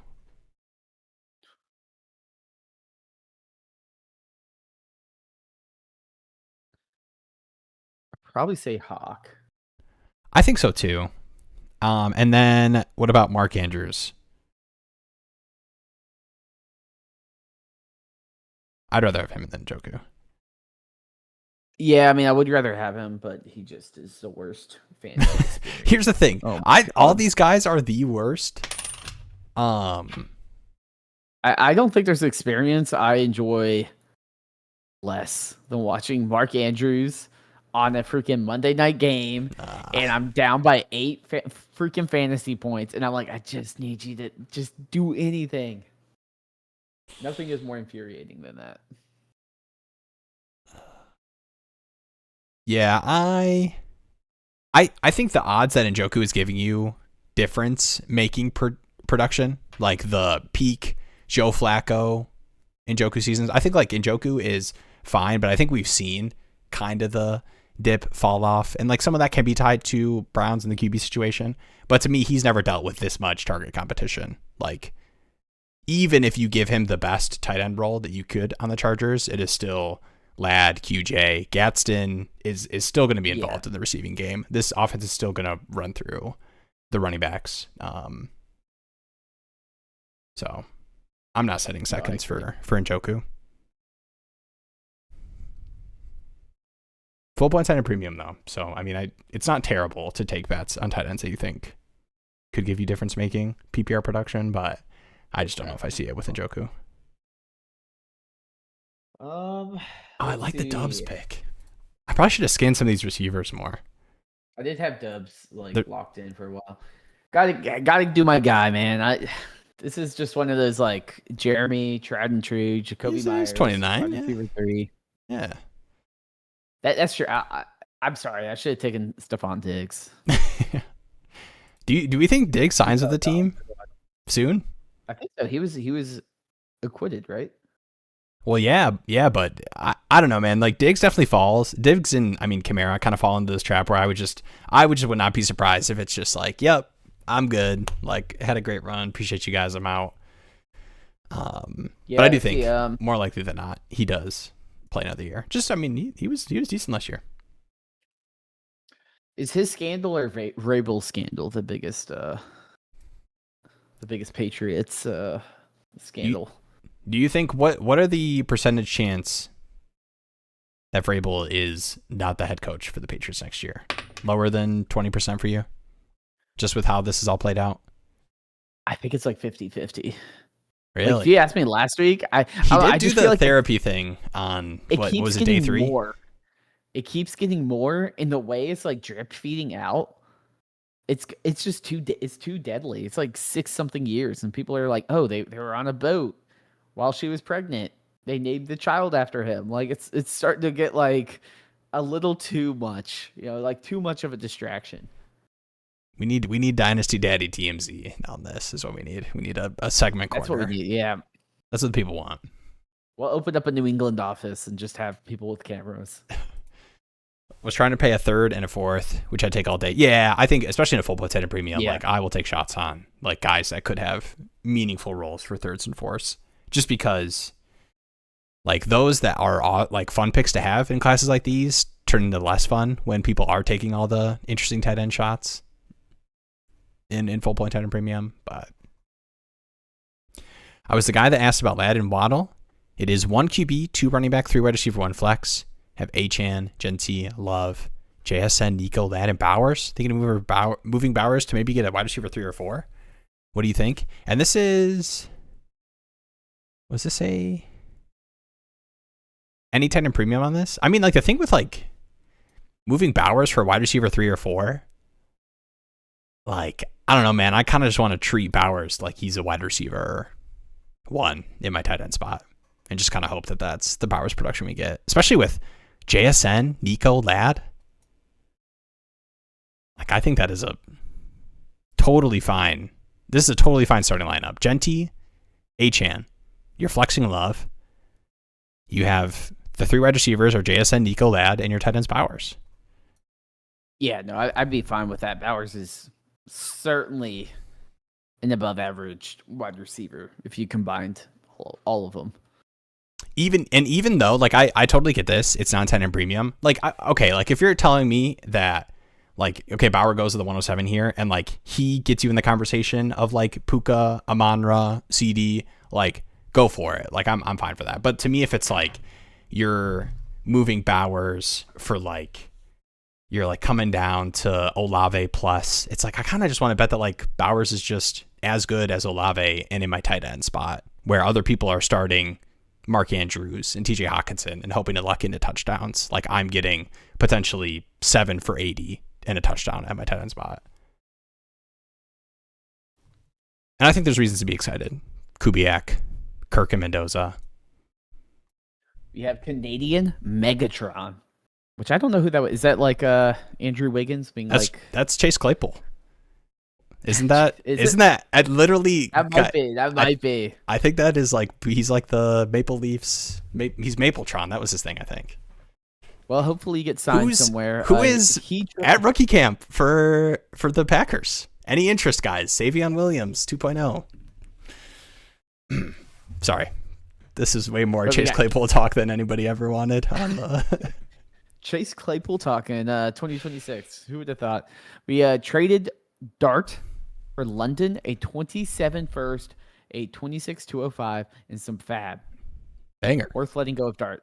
Thanks. I mean, yeah, that's a banger for sure. I mean, I would think you'd have to do a plus on Dart to just get straight up. London went to 209, Dart went at the 212 in this startup.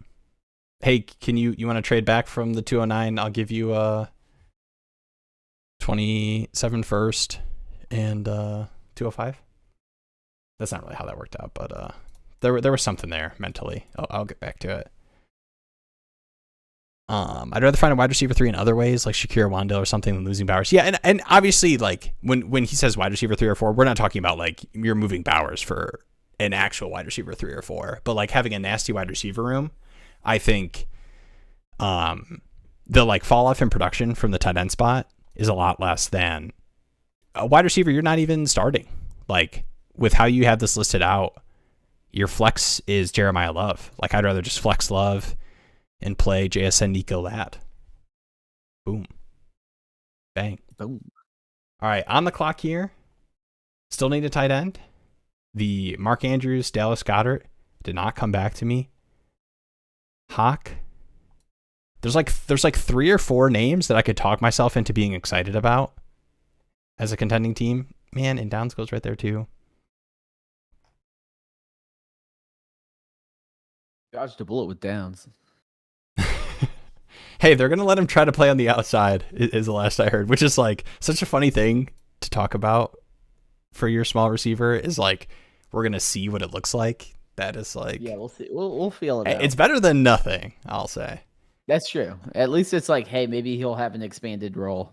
This is why I don't want to take wide receivers early. Gosh. All right, I am going to take TJ Hawkinson just so I have to sadly talk about. I would much rather be taking Jaden Higgins, Xavier Worthy, even like these Rashid Shaheed, Zachariah Branch, like names that I'm somewhat excited about, versus like locking in TJ Hawkinson. But to have the sexiest startup roster, I do have to fill out this lineup. And everyone's going to make fun of my tight end spot if it's Greg Dulcich. No one's going to make fun of your tight end. Man, Tony Pollard. This is what I was hoping, is that I would be able to snag like a Tony Pollard at the 12-10. Yeah. That was some wishful thinking, I think. Came like Dobbins. Hey, Aaron Jones is still there. True. Woody Marks. Yes, that is a name I could draft. We got a question from Bandy. What side are you guys taking? A 12-team Superflex full PPR 0.2 point per rush. Gibbs, Rasheed, or Tet London in a 27 first. Lots of London trades. Yeah. I'm probably taking Gibbs and Rasheed. Especially with the point per rush. Give me Gibbs. Yeah. Like I totally get it that like you're getting, it is like 2 lock starters and you're getting a mid 27 first on the other side. But if the only unique scoring aspect is 0.2 per rush, these like smash running backs that are league breakers on top of having an insane workload are just like so worth it. Oh yeah. Chig goes there. Give me some Xavier Worthy, man. Let's that the 13-3. 13-3, man, the shoulder injury. No significant additions. Last year, man.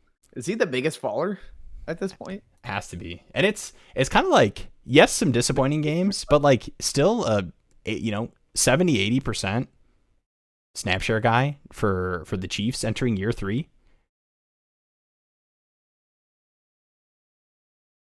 I think it's worth 13-3. Yeah. I'm going to need to make some trades. I'm definitely throwing a bunch of wide receivers on the block and Jalen Hurts and Goff and saying, looking for a running back. Hit me up. Appreciate it. Send a message on Discord. We are going to hit the live stream asks and the Discord messages right after we wrap up this startup. What about sending Nico for someone like Garrett Wilson or Olave? Or is Nico just that dominant for 1 to 2 years? I am in on the CJ Stroud bounce back. I think Nico Collins is Julio Jones Jr. But is that too... I do think you have to add onto Nico in some cases. Like I know Olave and Wilson are behind him in like a lot of rankings, but I think a lot of people just want to hold the receiver and just kind of count on like the age discount, even though it's only 2 years. Would you add on to any of these receivers, like Olave, Wilson, Nico, to get to the other? Are they all in a similar range for you? Yeah. I know you were talking earlier about Lad or Waddle, and I would add to the Lad or Waddle to get within any of those guys. Like a second, if it's a super shallow, you got to push your chips in. I mean, a first. But I mean, I would start as high as I can and just go down. Be like, hey, Lad in the first, is Justin Jefferson available? Is like just go down the list. Yeah. And it will probably end up somewhere around Nico, London, where you can get a deal. Would you trade Jonathan Taylor for Ferguson, Ricky, and an early to mid 28 first? 0.7510 premium, got Gatson, Andrews plus Cook, Saquon, CMC, Monangai, and looking like a strong favorite. All right, I do understand the cash out potential when your running backs are Cook, Saquon, CMC. But is this what you're looking to do? 28 first. It's always tough to project that far out with these early to mid picks because they have an extra year to kind of figure out, hey, I don't have my first in this year. How can I build out a contending team? I'm probably keeping Jonathan Taylor if I'm contending. Yeah, especially if you're giving them JT too. Like I'm assuming that JT is an engine of a contending team. But I do think that there's some merit, and we would look at this roster and probably say, hey, you have Cook, Saquon, CMC, JT. Let's find a way to get some future first for some of these guys. But I don't know if this is the deal I want to do. It feels like it could easily be a single first for JT. And I like Ricky, but man, you don't have to pay these prices for the Ricky Pierce all bet right now. Which of these running backs would you do this type of deal for? Like are Saquon and CMC like lower enough for you that you would do that? Like trade CMC for Ferguson, Ricky Pearsall in the first? Yeah. Like the singular first being like the approach for you moving off one of those running backs. I mean, obviously, like, I think Derrick Henry, and I would do that. CMC's harder, man. Like, yeah. I think if you're CMC trying to is win, like if I'm trying to win, I'm not going to be like, let me trade away CMC. Like, I'd rather just like be like, oh, I tried, but CMC got hurt, and just live with that. I know it hurts. There's been multiple years of that happening to people, but when CMC's healthy, like it's just like, oh, sick. He had a bad week. It was 28 points. Man, that was a bad week. And like, there's not many players you can say that about. And if you trade him away and he has an amazing week, especially in a shallow league, right? This is a start 8. I'm not trading away CMC. Oh, wait, no, this is a different league.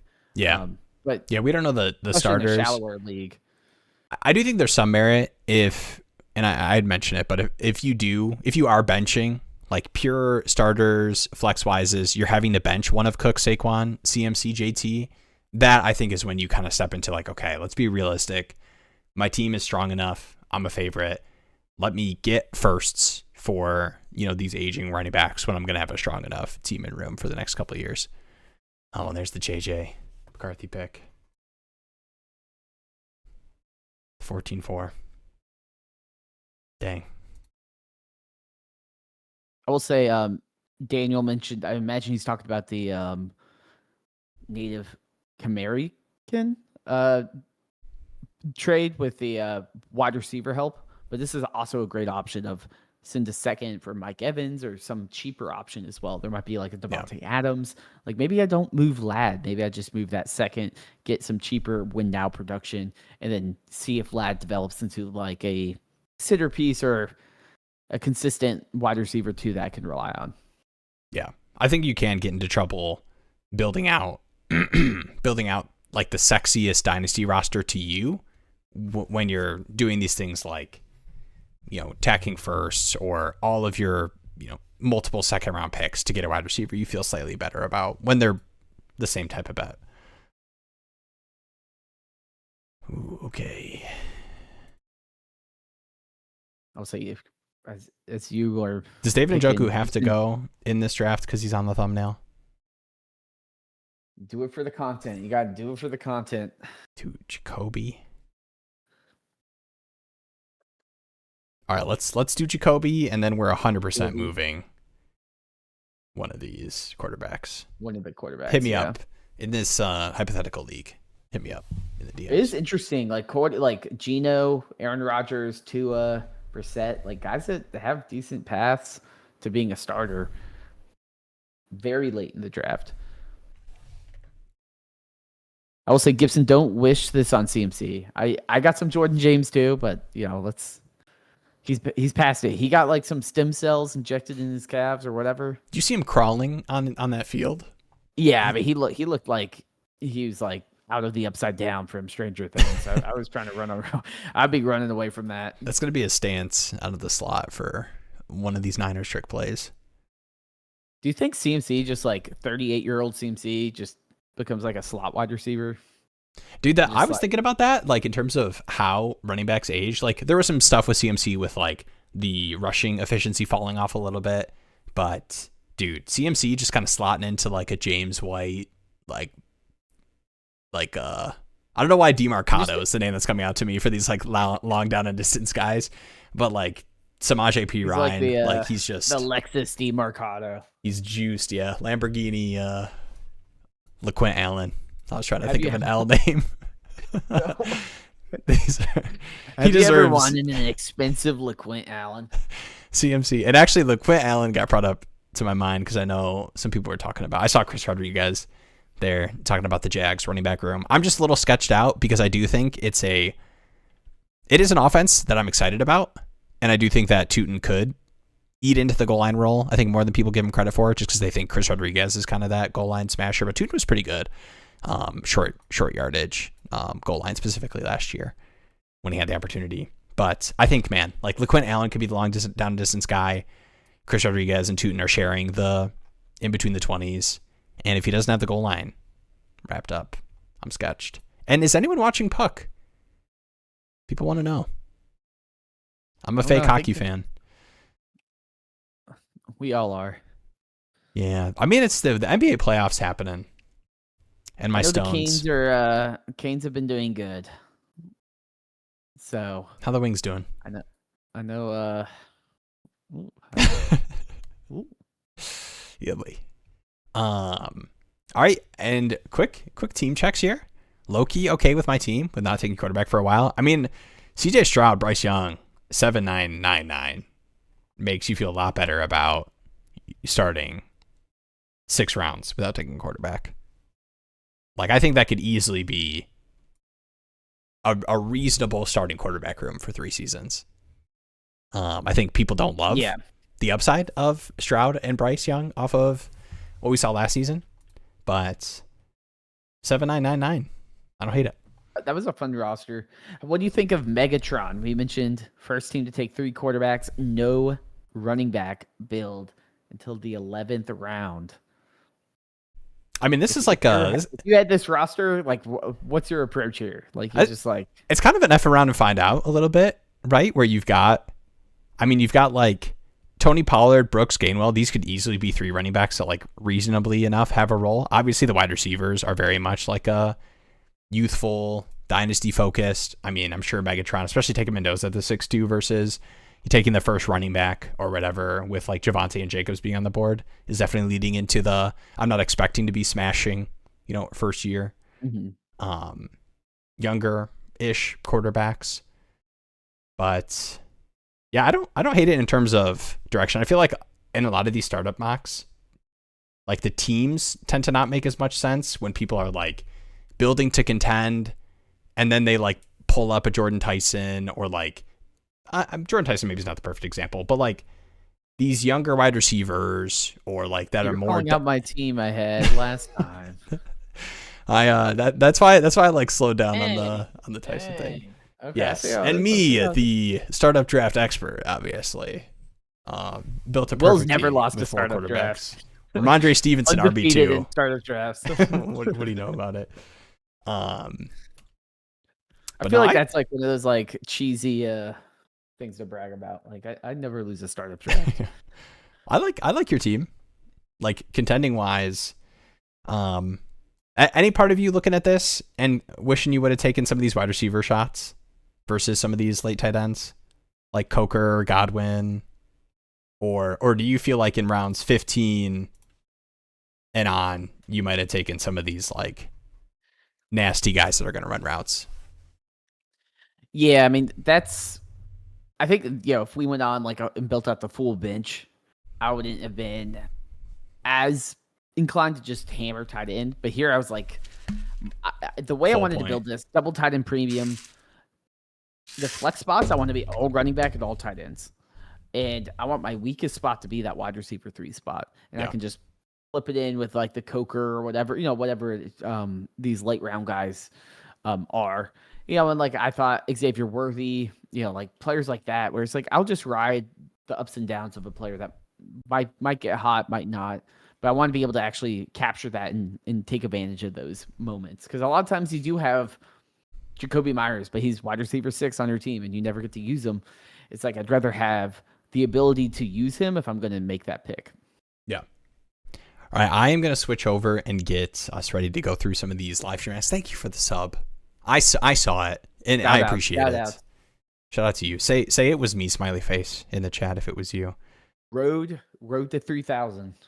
We got some ways to go. Let's go. All right. I'm going to get these. I think there's a couple more questions. We got a few. If you want to pull up some of those while I'm getting these ready. Oh, in the chat, you mean? Yes. Anyone watching Puck? We already did that one. Igbuka goes over Tate.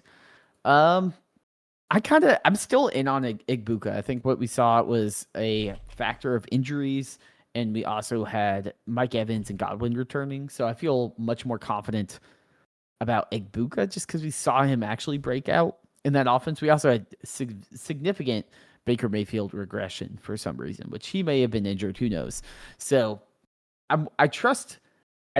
needless to say, I trust the Bucs offense way more than I trust the Titans. But I like both of them. And I could totally see a world where Tate is someone that has an Igbuka run, a rise, and then we all of a sudden are sitting there being like, man, Tate is a locked-in top 10 dynasty wide receiver. I would say Kyle is definitely right here. I don't know if I clicked that, so sorry. I was just talking without the thing up. But Kyle mentioned hockey. You're either a fake fan or a degen, and I can vouch for that. You're either like, oh, the playoffs are on, or you're breathing every single hockey thing. And that being said, I mean, I grew up in North Carolina sports fan. It hurts that basically ever since I turned 20, the only team that's won is a hockey team, and I don't really follow the sport. So, okay, don't give me that. You had the Lions, okay? Yeah, I'm sorry. Okay, jeez. This is Every your time I read it. You got to enjoy this. This doesn't last forever. I enjoyed those Cam Newton years. I was like, I know I'm never getting those back. That's true. I wish. I mean, experiencing Megatron, like, I'm happy I had something to hold on to that was like, okay, this is just the greatest wide receiver of all time. The Lions were always at least like somewhat like they suck, but then they'll like get like a generational star, and you're like, oh, that's fun to watch. And then their career dies out and they retire early. That's Dude, I mean, this is my tinfoil hat. There was rumors Megatron's last year on the Lions, and the Panthers were undefeated, and there's rumors that like they might trade Megatron, and I was just like, I would constantly look like Megatron, Panthers, like I'm like, make this deal happen. I'm still pissed that never got done. Like, I'd be pissed if that ever got done. I'm like, Megatron with. I'd rather have him retire. That would have been amazing. That would have been awesome, dude. Watching, man, like the Stafford thing was tough. We don't need to get into the full Lions soapbox here. 2 hours in, while we're starting to pull up the live stream mask for the first time that people have been waiting for. But I was definitely in the camp of being happy that Stafford got a ring. Like, he definitely fell into, to me, the mold of like Barry Sanders, Calvin Johnson, and I think Matthew Stafford as well are all like Detroit Lions that 100% deserved a ring. And it would have been hard to see that happen with Barry or Calvin, but I was okay with it. I'm trying to phrase this for YouTube guidelines, but you're like the chair in the corner of the hotel room. All right. We've got a big live stream ask here we've got to hit. Shout out to Patty Mills, who had a startup. We were helping with the startup. I don't know if you remember last mock. Patty Mills was mocking from the spot that they were drafting from. And we've got the team here. Lamar, JJ, Hurts, and Cam Ward. Jordan Tyson, Land McConkey, Travis Etienne, and I'll switch over to the team fully. But overall, startup picks, anything jumping out to you? I do like third round Hurts. I'm always on board with. And then I feel like you get a free roll on Cam Ward with those guys. Jordan Tyson, Ladd. I think decent Ladd, enough running back. 501 is pretty good value. If Tootin hits, that'll look nice too. I do like Tyson. Does any part of you? I have not done a startup this offseason. Do you have the cojones to draft Jordan Tyson at the 502 with some of these names that went in the 5th round? Like A.J. Brown, Luther Burden, Devonta Smith, Rome, Zay.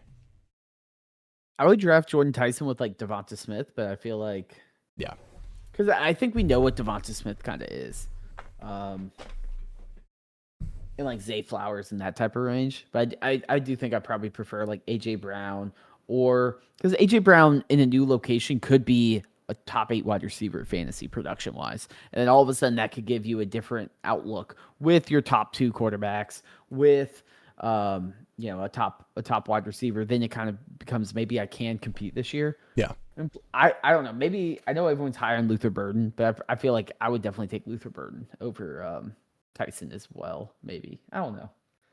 Yeah, I was going to talk. Actually, it's a similar bet. I think A.J. Brown's like, do you want to try to win now? But I don't know. I'm talking myself out of it. I think it's kind of a big bucket. Like, yeah, for sure. The only difference is like A.J. Brown is like more of a, I'm shooting for this year. Like, I think that would be the pick of like, okay, I'm going to maybe hammer instead of a Bashal Tootin, maybe look for a more win now player in that range. Yeah, and I kind of was leaning that way when I see like Cooper at the 902 here and Travis Hunter. I mean, you do start JJ, Tyson, Ladd. So like in terms of like having a start receiver, and then obviously Antonio Williams at the 1411, you're being chillin'. But I'm gonna click over to the power rankings real quick just to get a better look at the team. The only tough thing with some of these shots on Cooper and Travis Hunter in those ranges is there is a realistic world where like Brooks is not meaningful enough for you to want to start consistently, and then you're having to start one of rookie Cooper for the Jets, Travis Hunter, Antonio Williams, who I love, but like I'm going to be realistic, day 3 wide receiver. Fighting for instant stud. who like does have some, like, I think Antonio Williams has upside to like be not just a slot guy, but I think that's what most people would project at this point. So like in terms of week 1 starting, when I have started Lamar and Hurts, I probably would have liked one of these picks to be a more contending, especially when your wide receiver room is like JJ, Tyson, Ladd. Like you can afford wide receiver 4 and 5 to be oldies. Versus like I think Cooper and Hunter. I think too, like what's like if I get like a Mike Evans or some old guy instead of a Travis Hunter, and like to me it's like you also already have those high upside bets, and I don't need my entire room to be high upside bets, because then it's like it's like putting your retirement in like a bunch of random crypto coins. Like some are gonna go to zero, like some are gonna go to zero, and it's gonna be nothing. So, like, sure, maybe say, hey, you can have a little bit of it, but diversify a little bit on, okay, these players, I know Mike Evans is going to do Mike Evans things. It might not be prime Mike Evans with this huge upside and might lose value in 2 years, but I'd rather have a guy that scores 13 points per game or something than have a guy that, I'm out there looking at his routes run and they're under 3.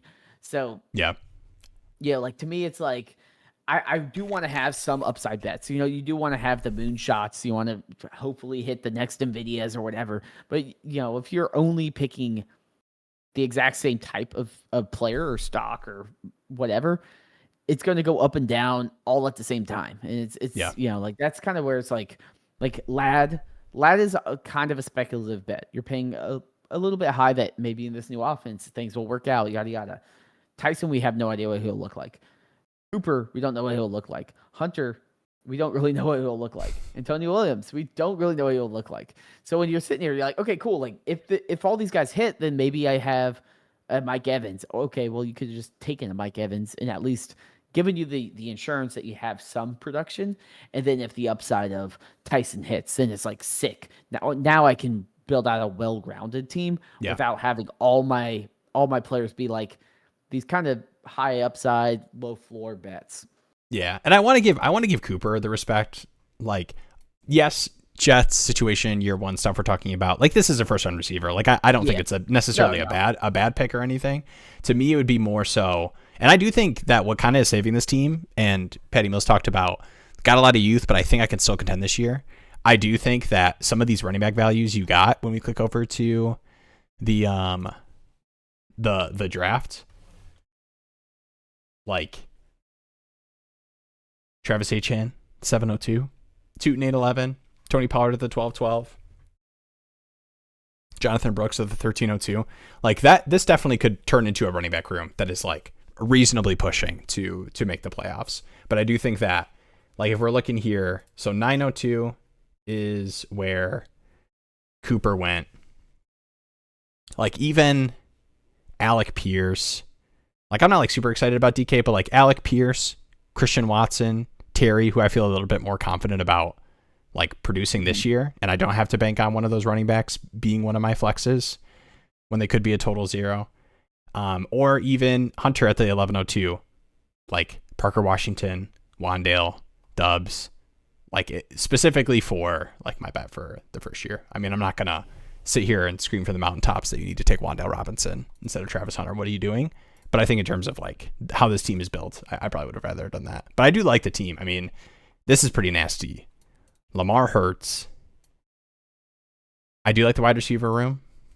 I do like, I don't need to rehash what we just talked about, but I think it's not a bad team. And like, there's still ways you can play it.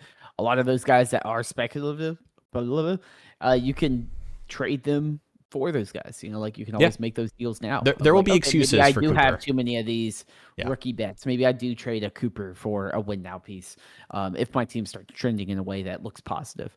So it's not like you're stuck right now. It's more of like, okay, this is kind of where I would be looking to go with this team, is like, how do I take some of these upside bets and kind of, you know, get some actual chickens. You know, you don't want to count the eggs before they're there, or whatever the saying is. Beautifully said.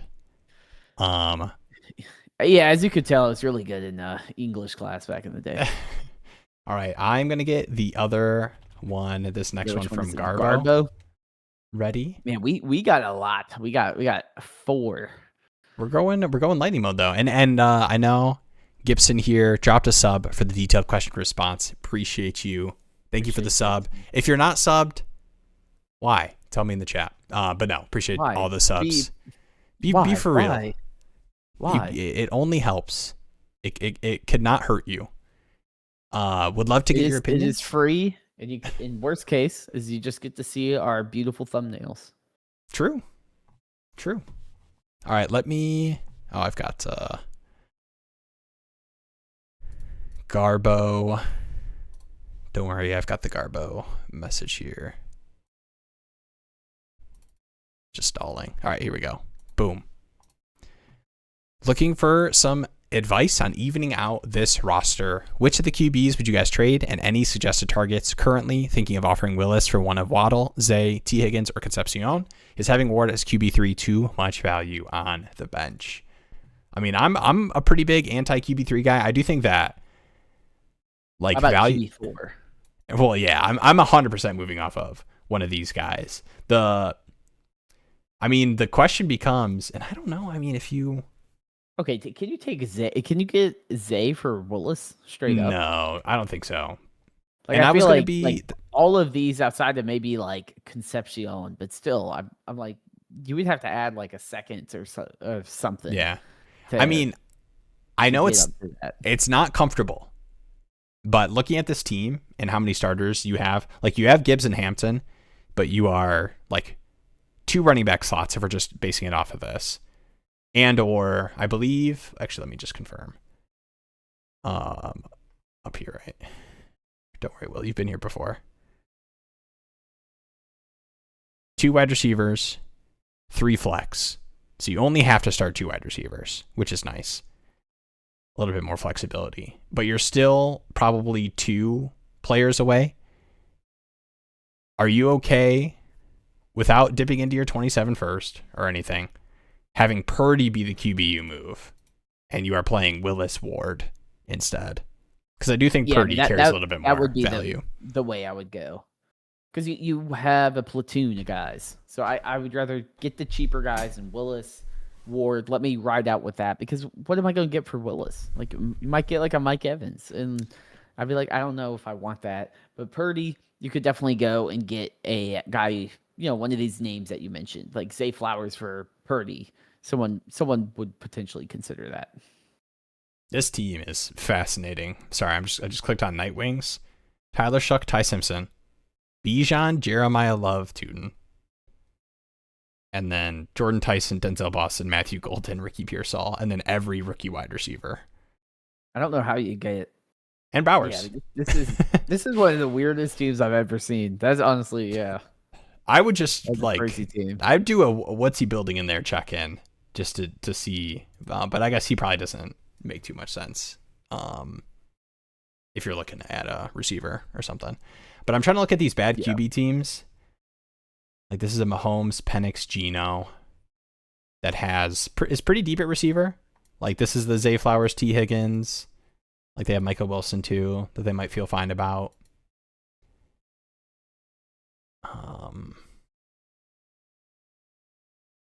This is the tough thing with quarterbacks, man. Some teams, like if teams are fine just holding 2, sometimes it's hard. And that's why, like, I do think it does have to be Purdy or Jaden Daniels.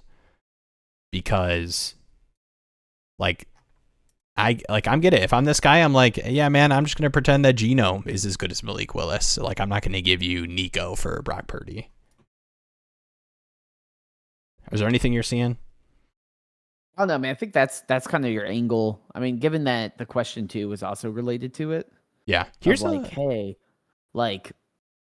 basically half his team of T. Higgins, Zay. Like, I would say if you are making a move, like Concepcion is interesting, but you're gonna have to pay a premium for a guy you've never seen play in the NFL for the Browns. Yeah, and if you're trying to actually put together a team that might win, I'm looking more for guys that I kind of know what to expect. What about Detective Chimp here? This is a Trevor Lawrence Mendoza team, and it's like Jacobs and then a bunch of rookies at the running back room, and then Neighbors, London, JMO, Parker Washington, Coker. Like, do you think this team, just with like some of the contending assets, like they do have Jacobs, they do have Tucker Kraft, Mark Andrews, quarterback room. Like, do you think this team might buy into a Purdy for like a Purdy plus for London? But this team's trying to win though. I know. I can you claw away Jacobs then from this team if you don't think they're trying to win? I do think you could. Like, I think the Jacobs piece would be the one that's the most movable on this roster. The QB part makes it kind of weird though, because if they're actually not trying to win, they don't really care about like upgrading QB for this year, like if they're truly tanking.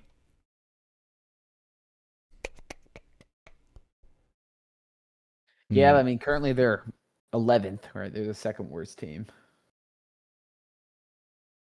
Yeah, and all these teams have 2 to 3 quarterbacks. All right. Yeah, I mean, I guess I would check in on this Nightwing guy. I think Dr. Fate's your best bet. This is a Mahomes. Yeah, this is the Penix Geno team. And are you going after... I mean, I'd love to get 2 players in the QB deal. Like Purdy plus something for... Yeah, this is the tough part, though, is I'm like putting myself in the shoes of these other teams, and I don't think I'm moving 2 starters for Purdy. I mean, what, like Purdy for what, like Zay Flowers and...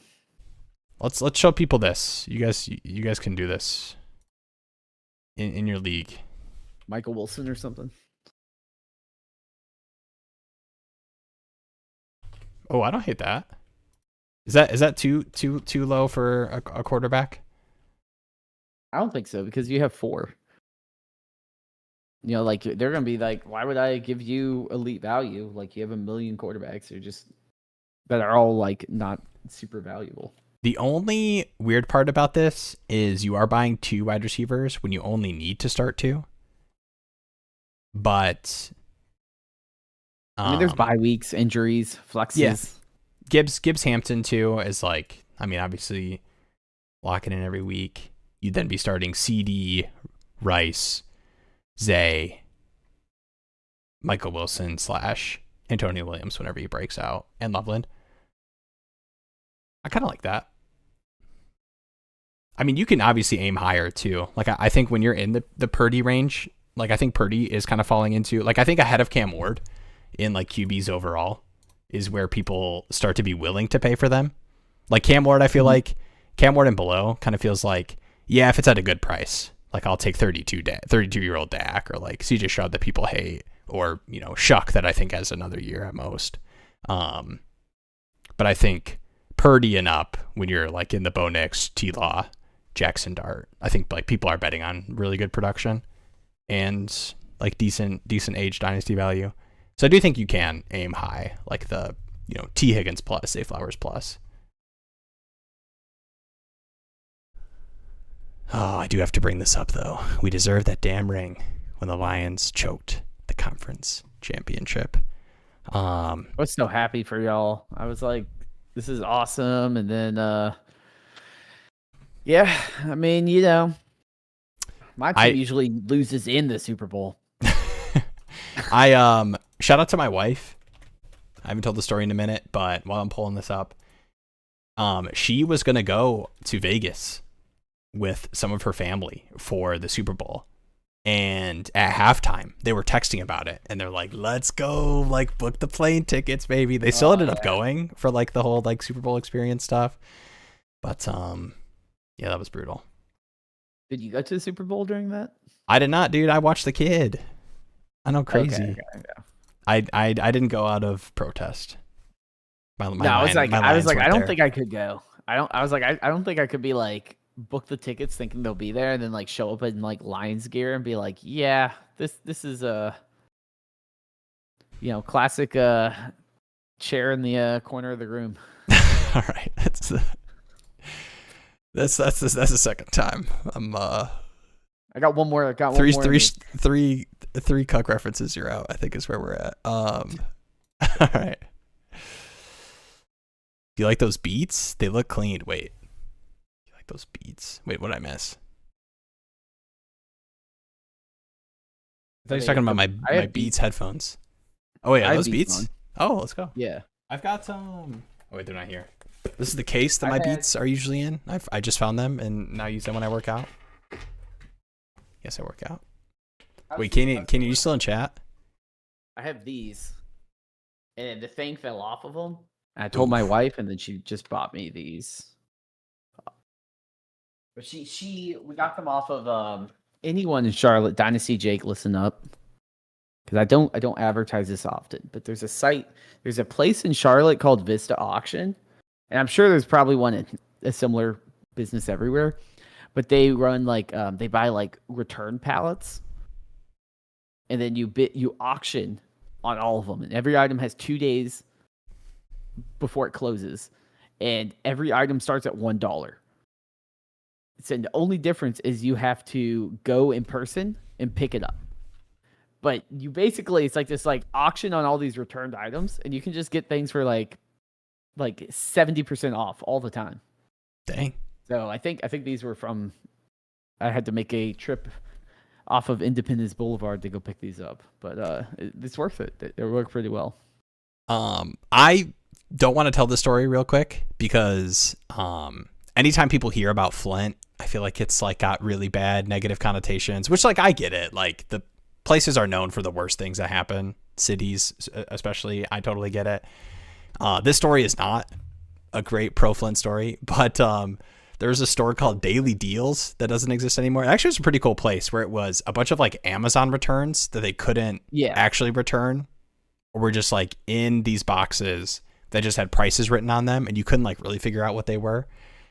But you also could buy a trash bag full of random items for $20. And I don't know. I couldn't tell you why. I have bought into $20 trash bags, hoping to win big. I feel like at daily that's teams.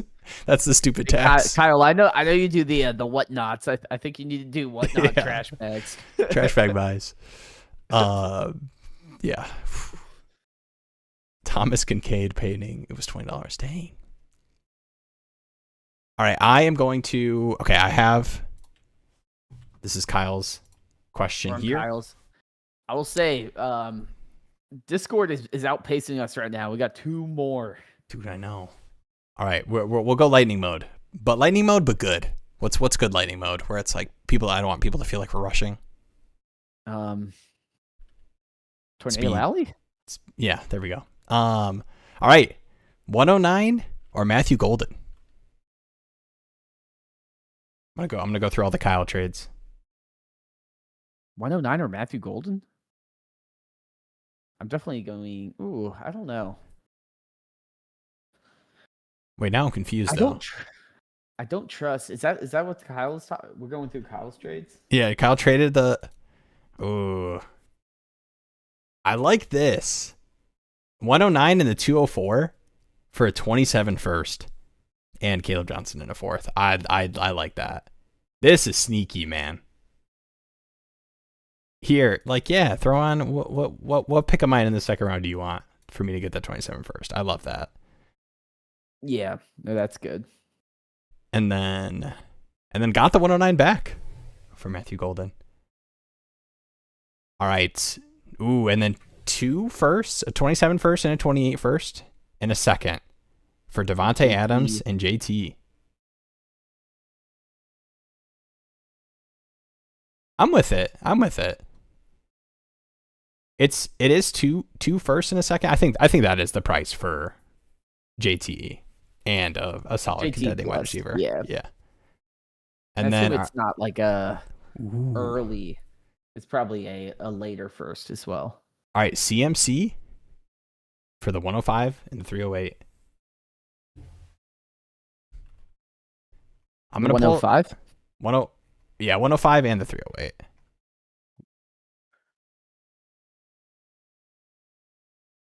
This seems pretty nasty. I'm definitely doing that. You've got the 109 and the 201 still. You have Josh Allen, Stafford, JT, Judkins, CMC, Travion, Pickens, Ladd, Marv Hunter, Adams, Gadsden. I'd be curious to see if the 109, like what you could use that for. If I mean, you got it back. Can we turn this into a 27 first again? Is there a way? Would you?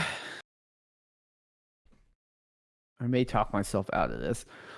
I know I'm not the biggest Marv guy. Surprise. But would you take like the 109 and Marv and try to like tier up at wide receiver for something that is a little bit more concrete? Yeah, I don't hate it. I mean, I think I don't know if you like. I probably with this team would almost rather try to find a way to get a 27 first. And I'm only saying this this is the classic. You're reviewing a team as a Dynasty content creator. Can I find a way to get a 27 first? Yeah. Yeah, we've heard that before. But, I mean, you got it for the 109 and the 204. Now, granted, this was February 21st. So, a lot different than the cycle we're in right now. But, yeah, I think tier up is probably the most reasonable move you could do versus moving those for a 27 first. I'm going to say something here you might not like to hear. I do not want to take Sadiq or Stowers with the 109. That's not going to help this team in a 10-team small tight end premium. 0.25. It is only 0.5 PPR, but yeah, still. Like, to me, it's like, let me upgrade at wide receiver or running back. Those are the 2 positions that matter. 6-point passing touchdown with Josh Allen and Stafford. It feels good. Love that. You've got the Devontae stack. I mean, it seems pretty sick. Yeah, I mean, I think for me, it's like, what can I add? Like, can I just toss all of my current year picks on top of like Ladd or Marv? And can I get into a juicy wide receiver that has interesting upside? Yeah, I don't know if you can. What's one of these like high wide receiver rank teams that is like doesn't have great starters? Yeah. I mean, I'd love to try to get up to a Monra. I mean, here's what you do: is this team sucks. Fargo underdogs. Dang. They got Patrick Mahomes, who probably won't play for half the year or so. I don't know, not half the year, but he'll probably miss some weeks. He's injured. We don't know how that will look. Puka Nacua is on this team. Their wide receiver 2 is Addison, Watson, and Parker Washington. Like, I would be like, hey, man, what do I need to do to get this Puka Nacua thing going? Like, can I get Vlad, Marv, the 109? Like, what can I add? It's a shallow league, 10-team, start 10. Like, what can I add to... What is my best offer without, like, shooting my window now in the foot? But depth doesn't really matter. Like, get me a true elite winning upside. And this guy's like, hey, I'm rebuilding. Like, I do probably need to split Puka if I want to. They already have two. I don't have 27 any first. 2020s. I have no first round picks this year. 2 27s next year. I mean, your team's also good, so you could say, hey, Marv in my 22nd, like the 109 and my 27, like 2 firsts and Marv. Yeah. And based on your trade history too, I don't think this league is shy moving picks around. So it's not like some leagues you trade them and it's like, oh crap. Like now there's only like 3 that potentially could be moved in our league. It looks like there's people that oftentimes make trades. So that's how I would approach this. Is like, is this team open to dealing Puka? I know it's always hard to get one of those guys, but this is one of the few teams where it's like Puka's probably not going to fit the window. Yeah. Yeah. And I mean, I'm not going to, not just because it's lightning mode, but I probably am going to reiterate the same things. And I think the one nice thing about this team too is like, worst case scenario, if you're forced to like take your favorite shots, the 109 and 201, like I think this team is set up to be like a top 3-4 contending team. Like JT, CMC, Judkins, Josh Allen, Stafford, 6-point passing touchdown, Devontae Adams with Ladd and Pickens. Like this is a pretty nasty team. But I would still be interested in up tiering with those picks. I wouldn't want to dip into 27, but yeah, I'm down to use those 109 and 201. Would you do Marv 109 and your 27 first for Puka? Yeah, I think I would. I mean, it's a 10-team start 10. Like consolidation's going to win, and your team's going to be really good. If you have Puka on your team, it's not like that's going to be Jeremiah Smith. Yeah. It might be next year's Eli Stowers for all we know. I mean, do we know what's going to be there at the 110, the 109? I don't know. Yeah. And in your league too is very flexible with how they trade. You might even have to add more, but again, 10-team start 10. I don't mind adding seconds to get a Puka Nacua. I went out and traded for CMC. I need to win. Like, get me the Puka Nacua, CMC, Josh Allen. Like, how are you going to beat that team? Yeah. And I unfortunately do have to add a note before we switch over that whenever waivers open, like you should put in a claim for Deshaun Watson over some of these like Isaiah Davis, Trevor Etienne, Demario Douglas, Isaiah Bond type receivers for Watson and whatever QB2s are on waivers, just especially with Josh Allen, Stafford, Penix. I love the I regret to inform you, but I have to say this comment. I never, and it's a good thing that I wasn't on the channel when Deshaun Watson was facing all the allegations, because I was very much, because I love a good year one punt, dude. That's like my favorite strategy out of a startup. Like, I think it is, you get the most action in trade negotiations, so it makes it fun. And I think it is the best humble genius approach of like, let me just get first in the future. Yeah. But, dude, can you imagine how a very pro 1 year punt guy was feeling when he found out this quarterback that has been elite was going to be suspended for 14 games? I was like, oh yeah, baby, 1 year punt secured. I don't even care. Yeah, I mean, I think we'd be on the same page because, we were talking to Rashee Rice for a while. Yeah. Of like, they're not going to suspend him forever. Yeah, come on, guys. Also, Kyle, I think what you do here is one evening you have like one too many beers, and then just start going crazy in the sleeper chat. Just to be like, this rule is the dumbest thing ever. We got to change this. That's crazy. You got to go like Will against the commissioner mode of just like, come on, man. Like, we can't. 4 QBs. Where's Alf? There we go. Yeah, that's crazy. I'll say I think this is I cheated a little bit. I pulled this up early. Yeah. This is definitely a hey, I have a really cool team. It's a nasty team. This team's crazy. I do love seeing all the Gadsden too, because I know like that Njoku report came through and Alf was just like, damn it. Yeah. Like this team that was like, perfect I got is slightly still there. projecting slightly less than winning the league by 30 points. All right, trade away the 112 from Malik Willis, trying to go back to back in the Superflex League. Any moves you might make to shore up the roster or hold by 27 first into this season? OG Kens is interested in main moves, possibly Burrow for Love plus a 27 first. Yeah, I don't know. Do you want to move your 27 first on this team?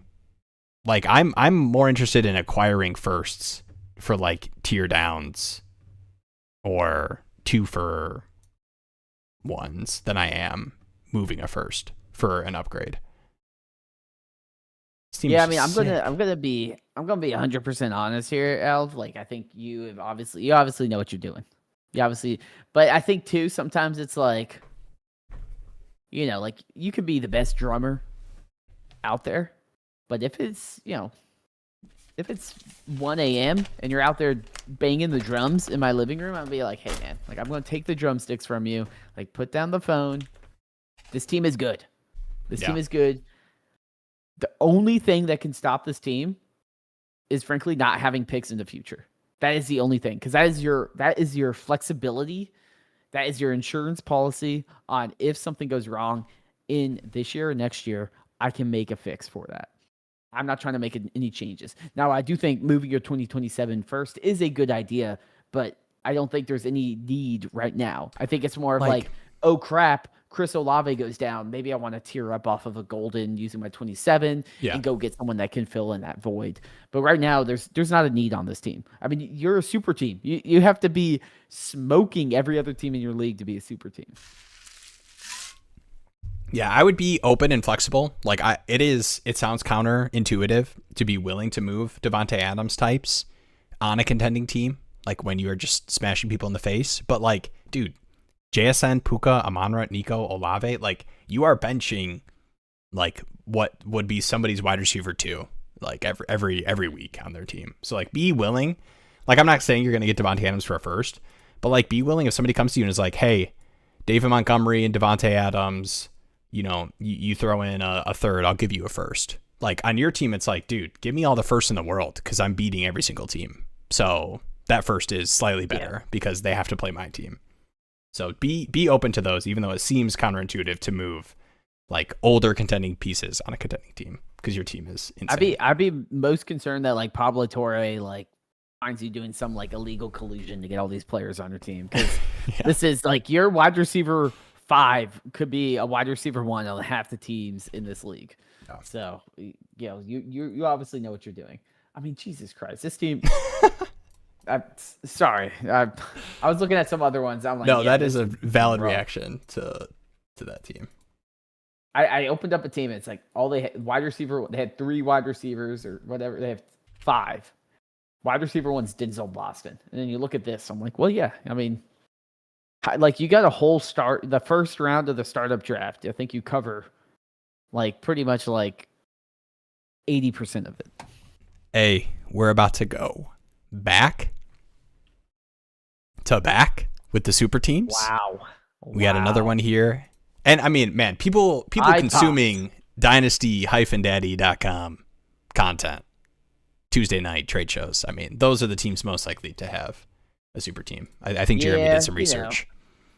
I think what's happening is now that we're like a full year into the show, everyone's just getting better. You know, all 2,000 plus subs are like now we're all getting super teams now. Everyone that traded for Breece Hall and drafted Travis Hunter at the 104, they're reaping the rewards of Antonio Williams. Yes, just wait. Antonio Williams will make up for all the sins. Kyler Murray's. This is dude, I love a good Kyler Murray on a super team. Gets me going. There's still hope. All right, Lamar, Kyler, JT, Cook, CMC, Saquon, JJ, T-Mac, Terry, Devontae Adams, Gadsden, a lot of Gadsden, Mark Andrews, looking for advice on what to do with my roster overall. I feel like I always need to be hunting for value, but not sure who I should be shopping around and who I should look for on the super team right now. The one thing that's a little bit different is the fall off in your starters is a lot harsher than the other super team. So like obviously after Devontae Adams, you're already hitting Torrey Horton, Tank Dell, Pat Bryant. So you also don't have your 27 picks. So I think this team is less set up unless you are seeing a tier down you would do to try to get some picks. But I don't know if I don't know. It's just kind of like you made your bed. You're gonna lie in this like very comfy super team bed this season to start the year. You don't have your 27 first, or would you be trying to do a tier down off of like someone like T-Mac who has higher dynasty value to try to get some pick flexibility? Yeah, I mean, I think T-Mac's your only real option. I mean, maybe Justin Jefferson. Like, to be honest, we don't know if, but I mean, Justin Jefferson, Kyler's a decent stack, so I wouldn't want to necessarily break that up. But yeah, I mean, I think you kind of nailed it, right? You don't have your first round pick. I think the only thing I would be approaching is like, how do I answer the question of what happens when my depth gets tested in this league? And this is a league where it matters, right? 12 teams start 11. So, but that being said, you have a first next year, you have a second this year. It's not like you're desperate. I think your two options are build up picks now, and like maybe there's a tier down of like T-Mac. I think he's probably the best case. Like, can I get a 27 first plus, in terms of like dynasty value Mike Evans or something? Yeah. Or you just say, hey, I'll hold pat, and then once the issue happens, then I make that deal.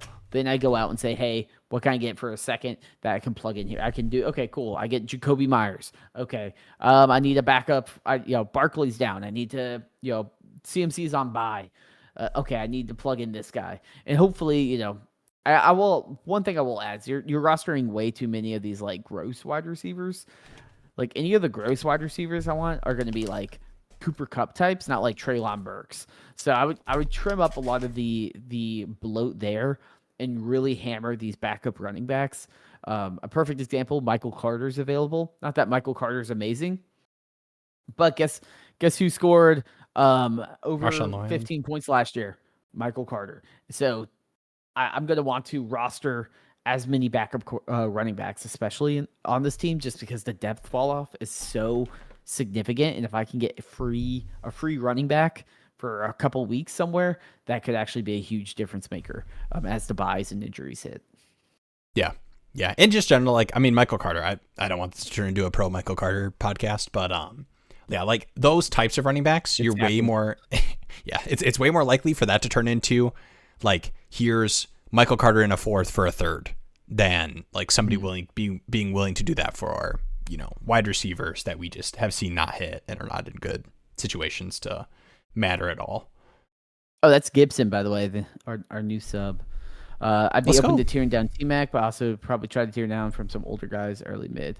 Some of these running backs. Put up a big game like JT. I would say I don't know if it's his. Maybe he's just providing his opinion as well. Yeah. Don't mean to assume.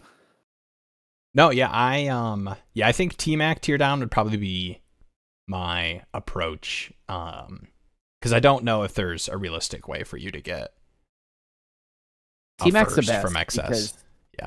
Because the value of T-Mac does not correlate the strongest with the actual expected fantasy production. And that's what you want as a contender. Is like, I don't care about, expensive player that might score 8 points at one game. Like, I want the guy that's going to always score. Yeah, I'm looking for, what are these, some like bad wide receiver teams? This is interesting. I mean, I'm trying to look for some of these teams that have like not super strong wide receiver rooms that you could. Like, would you do T-Mac for like a wide receiver tier down and a first on this team? I mean, I think that's your option, right? Like, I think, which one? Obi-Wan Mahomey.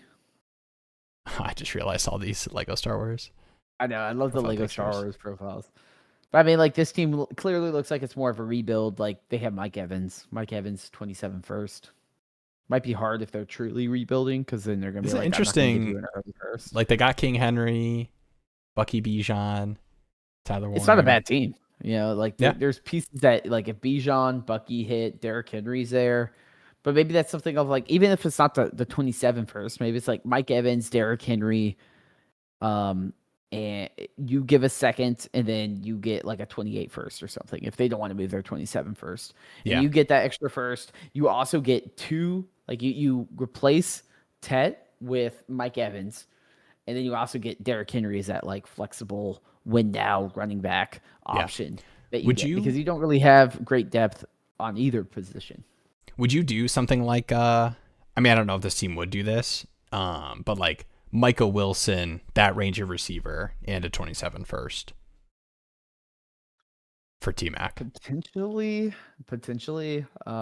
It's definitely more so Mike Evans. of a super team approach where I am just so confident in my team being a playoff team that I don't think like the T-Mac to Wilson, T-Mac to Parker Washington fall off is impacting like my contending chances, and then I just get the first flexibility. I don't think, because I think there's a lot of teams that would want to do the other way.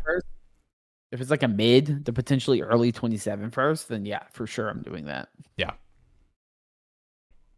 But I mean, once again, I think this team, similar to the other team,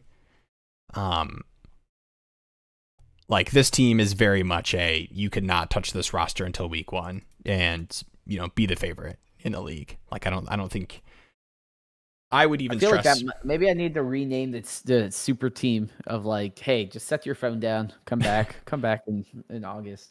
It's addicting though. Like when you hit on some of these like tier up trades and everything and feel like you have a good pulse on the league and what people value, like it can be addicting to get to the point where you're like, all right, let me just take my 27 second, I'll add it onto Terry, and I'll like get a wide receiver I feel even better about for this year. Like this team, especially. Like the other team was more of like, you have so much excess that let's get some more flexibility. This team, I feel like, that's why I'm a little bit more inclined to look to do the T-Mac deal, just because I think tacking on a first means a lot for a team that's already going to smash. But that's a sick team.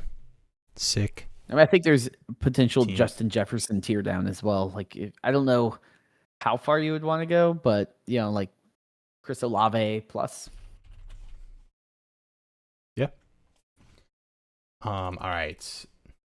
We got 2 additional ones added to the assembly line. I know, putting me to the test. This is it's like Rainbow Road. Just keep going. This is where the first Will Bladder mention happens.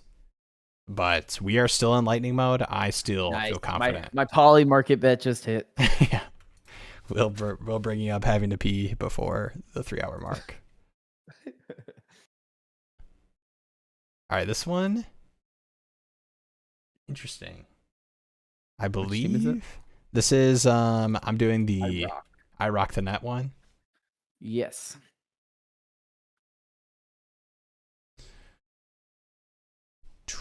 Lots of multi quarterback.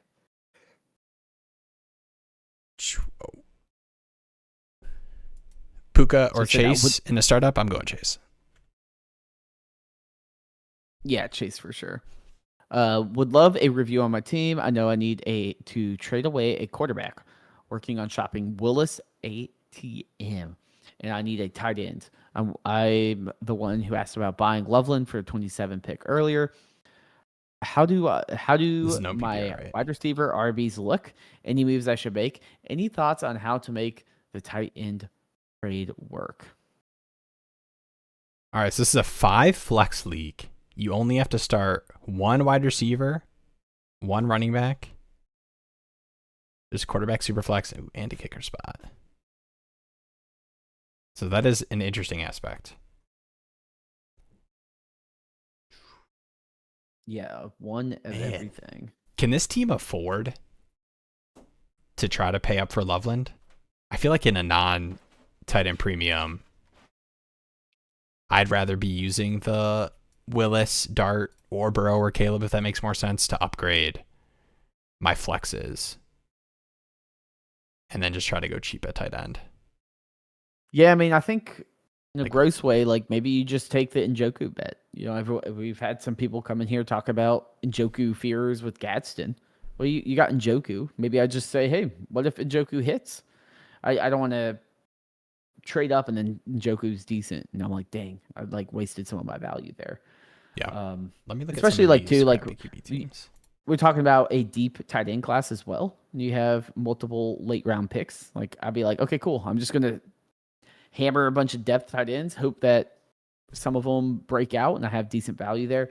And I can always move a Dart or a Willis or whoever as a desperation play to get a tight end too. Like you could be like, hey, I want to move Malik Willis for, I don't know, a team that has a decent tight end, right? Like what's a team that has... So if you were going to go the wide receiver angle, there is a Shador. This is the Browns quarterback room team that is rebuilding. Yeah.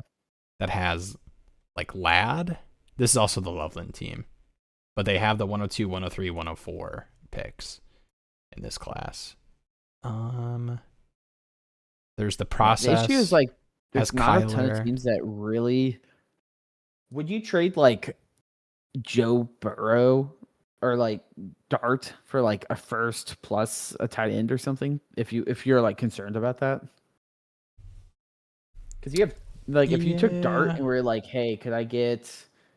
Because looking at a lot of these teams, none of them have a quarterback bad enough to where I feel like a Willis would be very enticing outside of the rebuilders. But like, what's the rebuilders going to give you for Willis? Right, especially when it's your QB4. Like they want to have the conversation with Dart or Caleb or Burrow. Yeah, but if you go around to Dart, like I think there's a few teams that would be like, oh, I could do Dart, and you could maybe get like if you really want an elite tight end, I think it's moving one of those like Dart or Burrow and try to go after like a Bowers or something, and it'd be like sick. Now we don't have to worry about that. And like if you traded Burrow, it wouldn't really take a huge hit on your actual expected outcome for the season, since you have so many quarterbacks that trying to find some sort of elite value for that, I would do. That being said, no tight end premium. I don't really care to invest a ton in that. I'm trying to. Do you remember what the? I think it was a 27 first and second. Yeah, I'm trying to think of like this tanking team. Would you try to get Loveland and Ladd for like in one of those elite quarterback deals? I don't know if they're doing it. I mean, if it's already a first and a second, like what else are they going to ask for? They're going to be like Dart in a first and a second. Like, I think what I would do is try to find, and maybe it's like this team. I don't know. Like the Last Dance team has Christian McCaffrey. Like what I would be trying to do is find a way to turn one or both Dart, Willis, and if I'm getting frisky, like Burrow, into most likely wide receiver or running back production of some kind. If I can get one of those guys to move into a elite producer in one of those ranges, I feel good. Like, can I turn Burrow into CD Lamb? Okay, now that changes a lot about my roster. Can I turn... is this the Try Superflex that I recall? I don't think so. My site doesn't pull in. No, I don't think so, because I think that one was getting a first in a different deal that we liked because of the try part, if I recall correctly. But yeah, the tough thing is finding the team that will play ball with the QBs, and that's kind of why we're leaning into being more willing to move Burrow or Caleb, because like the only teams that are like I think would be okay, let's talk QB for Willis or Dart would be this Kyler Penix Brissett team, and then this total tanking Browns team. And this one's a wild card where it just might be if we're not talking picks, because I'm fully rebuilding, I don't want to talk about Loveland and Ladd. Yeah, I mean that's the issue with a lot of rebuilders. Oh my gosh. They're like if 527 first.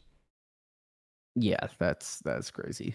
in 4 seconds. I would say Daniel also agrees. Like, I think looking for an option to trade Burrow and Dart, especially investing in wide receiver, running back, is just kind of what's the best deal you can get with one of the Darts or Burrows. Yeah. And that's something that you don't need to do this week. It's something that you can take all off season to try to figure out and find that deal that makes sense and get the most value for it.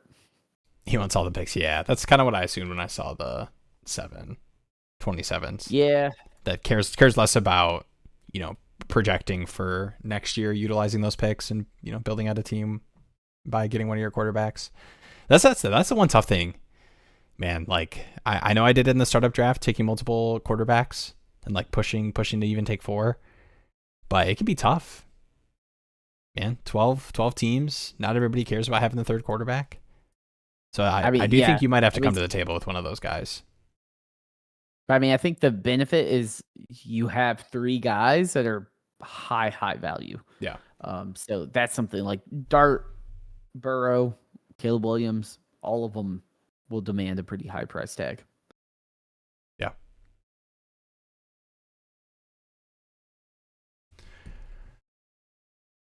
All right. Okay, 2 more. We're on I don't know how to say Aeson. Aeson? Is that like that looks like the Discord profile picture is like the Xbox 360 like avatar? I was about to say, yeah, it's Xbox like Connect Me's. Dude, I re-downloaded Master Chief Collection. 61 hours. 61 hours of Star Wars Galaxy of Heroes. Wow. Nice marathon. Is that go ahead. Galaxy of Heroes? That's not the Outlaw one. Profile thing, and it apparently Discord said he was playing 4 days straight. I'll have to try it out. All right, let me pull up this team. This is Inherited and Orphan on life support. Oof, which is not the message I want to be reading. Pushing 3 hours into the live stream. I'm gonna be fully transparent with everybody. Is this the same team? Is this the same team? Aeson?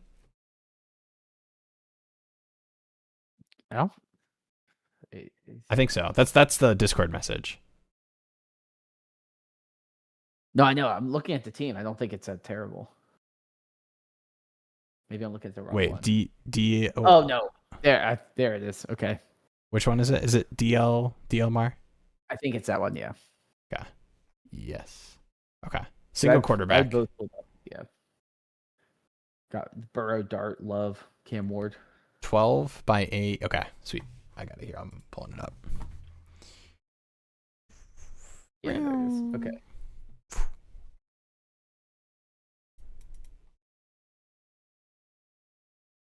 Yeah, this one is rough.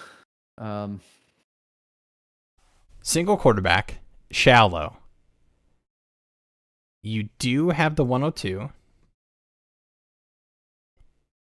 And you're 27 first. Are you just tanking? Like would you try to move Terry and Swift this off is of this team? Tank. There's no reason to try. Like, quarterback. None of these guys are going to fit your window. You're not going to blow them all up. Quarterback, you get any value you can. You get 60 cents on the dollar. You have so many quarterbacks. This guy's got Mahomes. This guy's got Mahomes and Mills. Like I would talk to this guy right now and be like, hey, like even one of your backup quarterbacks, like trying to get a pick 4. Give him a cheap ass deal. So it's his 1 quarterback league. Yeah, like these quarterbacks are not worth anything. Yeah. Yeah, like what Jordan Love and Jackson Dart does for your team. Like, I don't think anyone's going to buy Cam Ward, but like those 2 guys who like have had decent production games, especially having 2 of them. This is just literally you become best friends with the contenders in your league, and whenever an injury happens, you say thoughts and prayers, and then you instantly jump in the water, and you say, okay, like this player's injured. You want Terry McLaurin? Can I get a second? Can I like you have to be a shark and try to squeeze the value out of this, and it's going to take a few years before you're like, okay, I have a team that's not in a full rebuild tier, like a team that could maybe make the playoffs. The benefit here, here's the positive spin. It is a start 8 league. 1 quarterback, 1 tight end. So only 6 players matter. And that's your running backs and wide receivers. So all it takes is a couple, you get a couple decent deals, you hit on a couple picks, and all of a sudden you're like, okay, this team is now at least decent, right? Like shallow leagues breed volatility. So you're going to have teams flying up and down the rankings. So just be glad it's not a start 11, because this would take freaking like 4 years. Yeah. This will be like, hey, you have the 102, which sucks that you don't have the 101, but you have the 102. You make your pick, you get Tate, and then you have Tate and a bunch of losers. And then next year you continue to build it out. And hey, maybe someone's like, hey, I really want Tate, and you trade back from 102 to 103 and pick up an extra first or whatever. Yeah. Like find ways to squeeze value out of everything you have, and think about your window, right? Like you might be like, oh, like I like DeAndre Swift. DeAndre Swift is not going to win you games when you are actually ready to win games. Yeah. What do you think about Marv for Burrow? Single quarterback. Well, now what about, man, I would try to find a different deal. Like, can I get a future second for McLaurin versus the 207 and 310, especially when you have so many of these late second picks already? Like, I would you move McLaurin for a future second, even in a start 8 I super would, shallow? like a 27 second. Yeah, sure. That being said, I mean, it's not the worst deal for McLaurin, but I do think you're going to have the most leverage.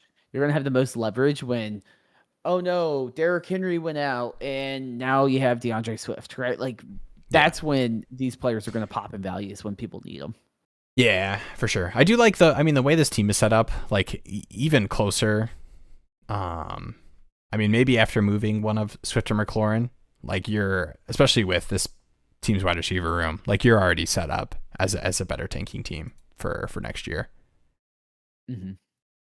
And I think it's even more incentive to get off of these quarterbacks if it's max points 4. Like having 4 quarterbacks that can hit your lineup when you're trying to tank is like actually kind of terrible in single quarterback, because that is like,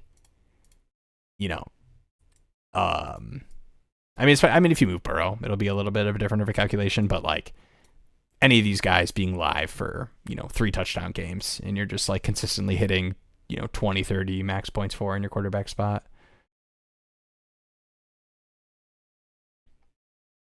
Yeah. All right. Any thoughts with like what to do in the rookie draft? Are you, 102, just take whatever, take Tate? If I can trade back to the 103 or the 104 to get Lemon or Tyson and pick up like significant value in the future, I would. Right? Like if you can say, hey, 103, you want to move up, and I'll give you the 102, the 209, and whatever. Like, sure, I would do something like that. Otherwise, just the only thing I would say is take running back, wide receiver.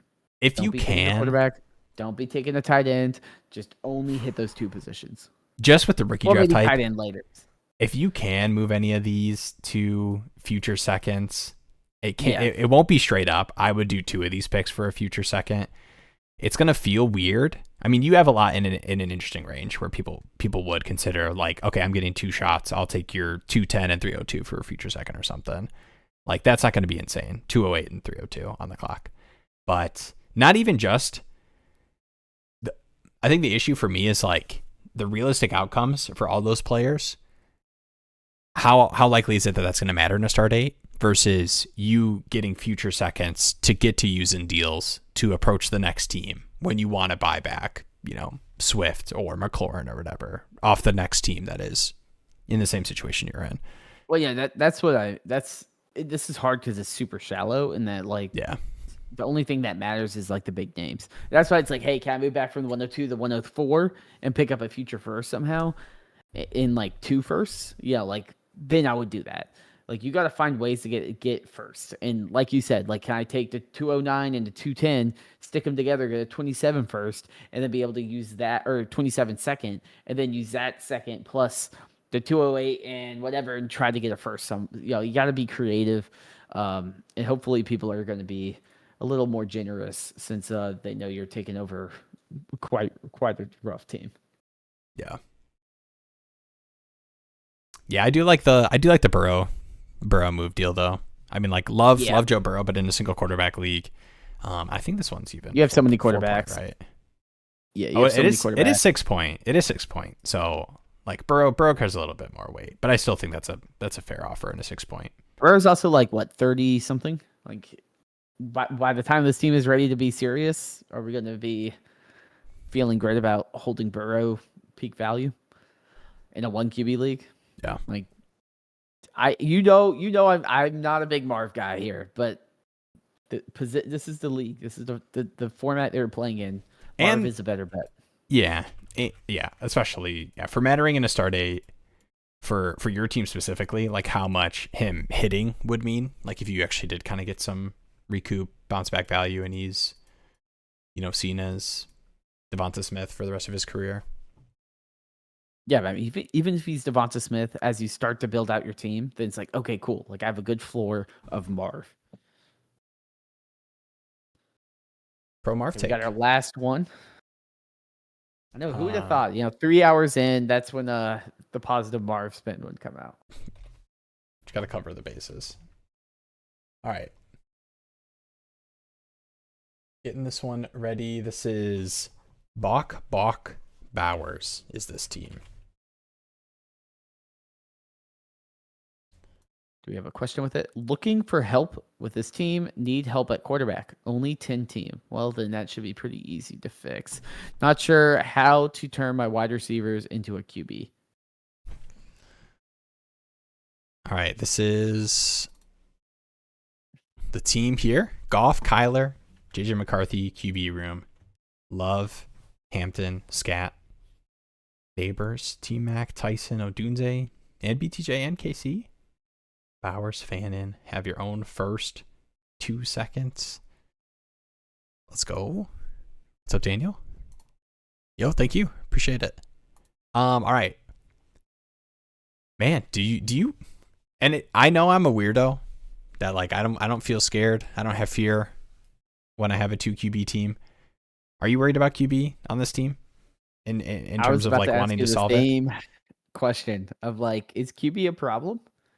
Because what I see here is no matter what way Minnesota goes, you got a quarterback. Well, you got to make sure you get Wentz off of waivers, off the shoulders surgery. But also, we're talking about a league where it's 10 team. Yeah. So there's going to be a lot of teams that have quarterbacks that I can get for. I'm surprised about there must be pretty deep benches. Not insanely deep. I just always whenever I go to the 10 team, I mean it is super flex. It's like it makes sense that they'd all be rostered. But I feel like we always see like a Geno or something hanging out. Yeah. I mean is that the main fear? Daniel is like the comfy feeling of QB, because I think to me like QB3 buy can look like a lot of different things. We see so many different quarterbacks start in the season that come week 5, when you're starting to approach bye weeks, there might be a Joe Flacco or a Mac Jones that is like, for injury purposes, is going to start for a stretch from a team that has 4 quarterbacks. Tyrod, Tyler Huntley, Joe Flacco, all available. They're probably all. If you're scared of quarterback, that's the cheap option. It's just roster. Dude, the tough thing is this whole team is like pretty, like all the way down to Tonjes. I mean, you have Bowers and Fannin. I like this team, to be honest. And one thing, too, is like right now, Malik Neighbors currently has an IR status. So he's not even being counted towards the actual tier. This team is probably even rated higher when you counter that in. So I'm certainly not worried about that. I do think if there is a move to be made here, is maybe consolidate some of this decent valued wide receivers and try to tier up and maybe get one hammer. Right, like you got KC, you got Brian Thomas, we got Rome, you got Jordan Tyson, you got Ted. All of these are like, hey, I'm worth a lot, kind of. Yeah. But I might not score a lot.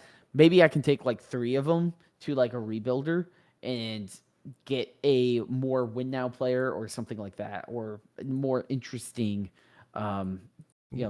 like that one team we looked at earlier that had Puka on a terrible team. Like there's Rice here.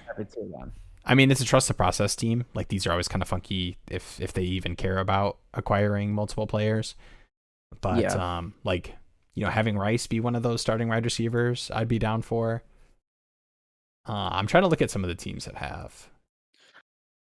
Frankly, the top 2 teams have pretty much consolidated the top names. I mean, this is an interesting team. I mean, this Joe Mars team does have the Joe Burrow Chase stack, but no 27 first. Their starters get a little sketchy. So it's like Chase, Zay, then it's Ricky Pearsall, and then a bunch of rookies. And yeah, Jordan Mason, I mean, you got Algier. QJ and Worthy, but The yeah. issue is they probably want a RB, and I don't really know if I want to move RBs because I'm not like super rich at RBs to begin with. Yeah, that's true. Okay. Let's see. So Daniel said, good point. Just don't know what to do with all my wide receivers. QB4 or 4 QB league as well. 4 QB league. More trying to consolidate, and the top team is insane. Yeah, the top 2 teams are pretty solid. Try to buy Chase with Tet. Yeah, I mean, I think these are the deals I would look for. Is like, can I staple 2 of these guys together? And I think Tet is a good launch pad of like, cool, kind of like Tet plus Brian Thomas or something like that. And you can give people options. Like to me, I mean, love. You are the golden corral of wide receivers. I mean, you're like, hey, pick your favorite. Pick who you want. Like, I'm gonna take your Ferrari. Yeah. And I mean,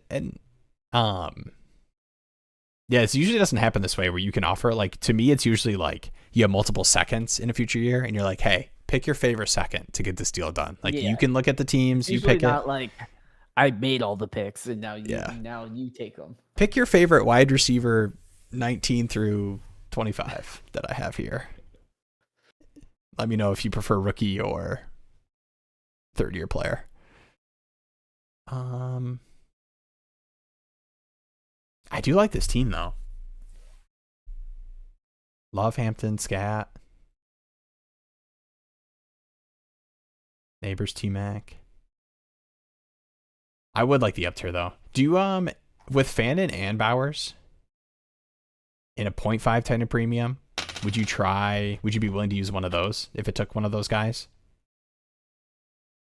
Probably Fannin, preferably over Bowers. Yeah, I mean, I wouldn't be too concerned with that. Like, would you do tight end premium's not too big to What would you do, like Fannin and T-Mac as one of the options? Because I think that might be interesting to some teams. No, yeah. I mean, I think pretty much the only guys that are untouchable to me would be like Love, Hampton, Neighbors, and Bowers. I think those are kind of the guys I want to build around. Unless there's like a crazy conversation where someone is like, hey, I really want Hampton, but I can give you back like something else insane. Like those guys to me, I'm like, I'm not trying to shop them. Yeah. I mean, I would aim for Chase. Like if you think that that's reasonable. I know we talked about, Jeremy brought up that team probably wanting a running back and it not really making sense. Makes more sense for you to do the Fannin, T-Mac or T-Mac at one of those receivers. But there's this Hurts 1IP Eagles team that has nasty wide receiver room, JSN, Puka, London, Tate, and then Chig, Kelsey, Hawk. I mean, there's a chance, like with no picks in 2027, like this team is like, I actually would, because I mean, there's some teams like this too. Like to me, I would say like, you know what, F it, I'm not going to move one of these elite guys. Like I'm just going to bet on Chig or Kelsey versus Fannin. But a team like this that doesn't have a 27 picks, like might look at this and say like, hey, this is kind of my get a stud young tight end bet that I don't have and don't have the flexibility to pay for outside of tearing down off of one of these guys. So I would definitely knock on the Puka JSN doors too. And I would even consider doing a London thing if it was a cheaper. What would you do? Like Fannin and one of your other receivers. Fannin, Tet, and like KC for Puka. Yeah, I would. I think your team makes sense to do that kind of move on.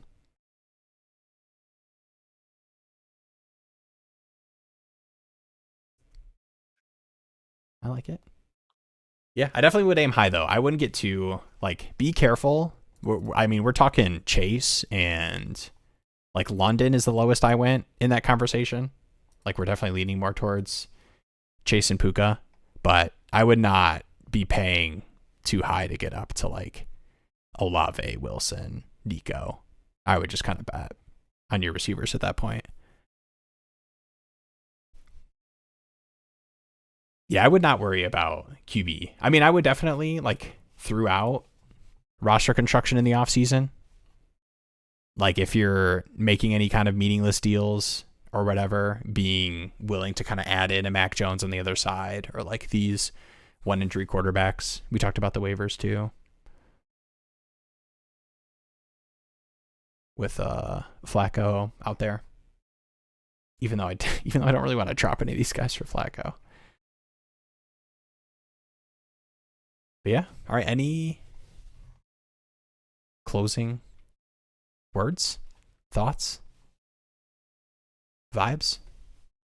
Well, I mean, it's always a good time to hang out and talk some fantasy football. You know, this is one of the longer shows we've ever done, but it's fun to do this. Look at all the rosters and fire through them real quick and get in the weeds. Yeah, I mean, I'm continuing to work on features. So if y'all are ever like, hey, like, what about this? Have any ideas to improve the site, things like that? You know, obviously, this applies to everyone, including you, Will. You know, if there's things you're dealing with on the site, you're like, hey, like, what about this? You know, I'm always there for ideas and ways to improve the site and to improve the shows. Heck yeah. Ditto. We will have join the Discord, link in the description. If you are not in there, that is where I'll be posting the Google form for the signups for the off-season startups that will get going in the next couple of weeks. And yeah, we'll see you next Tuesday, 9 p.m. Eastern time. Peace out. Could find the outro button. I know you're leading us on there.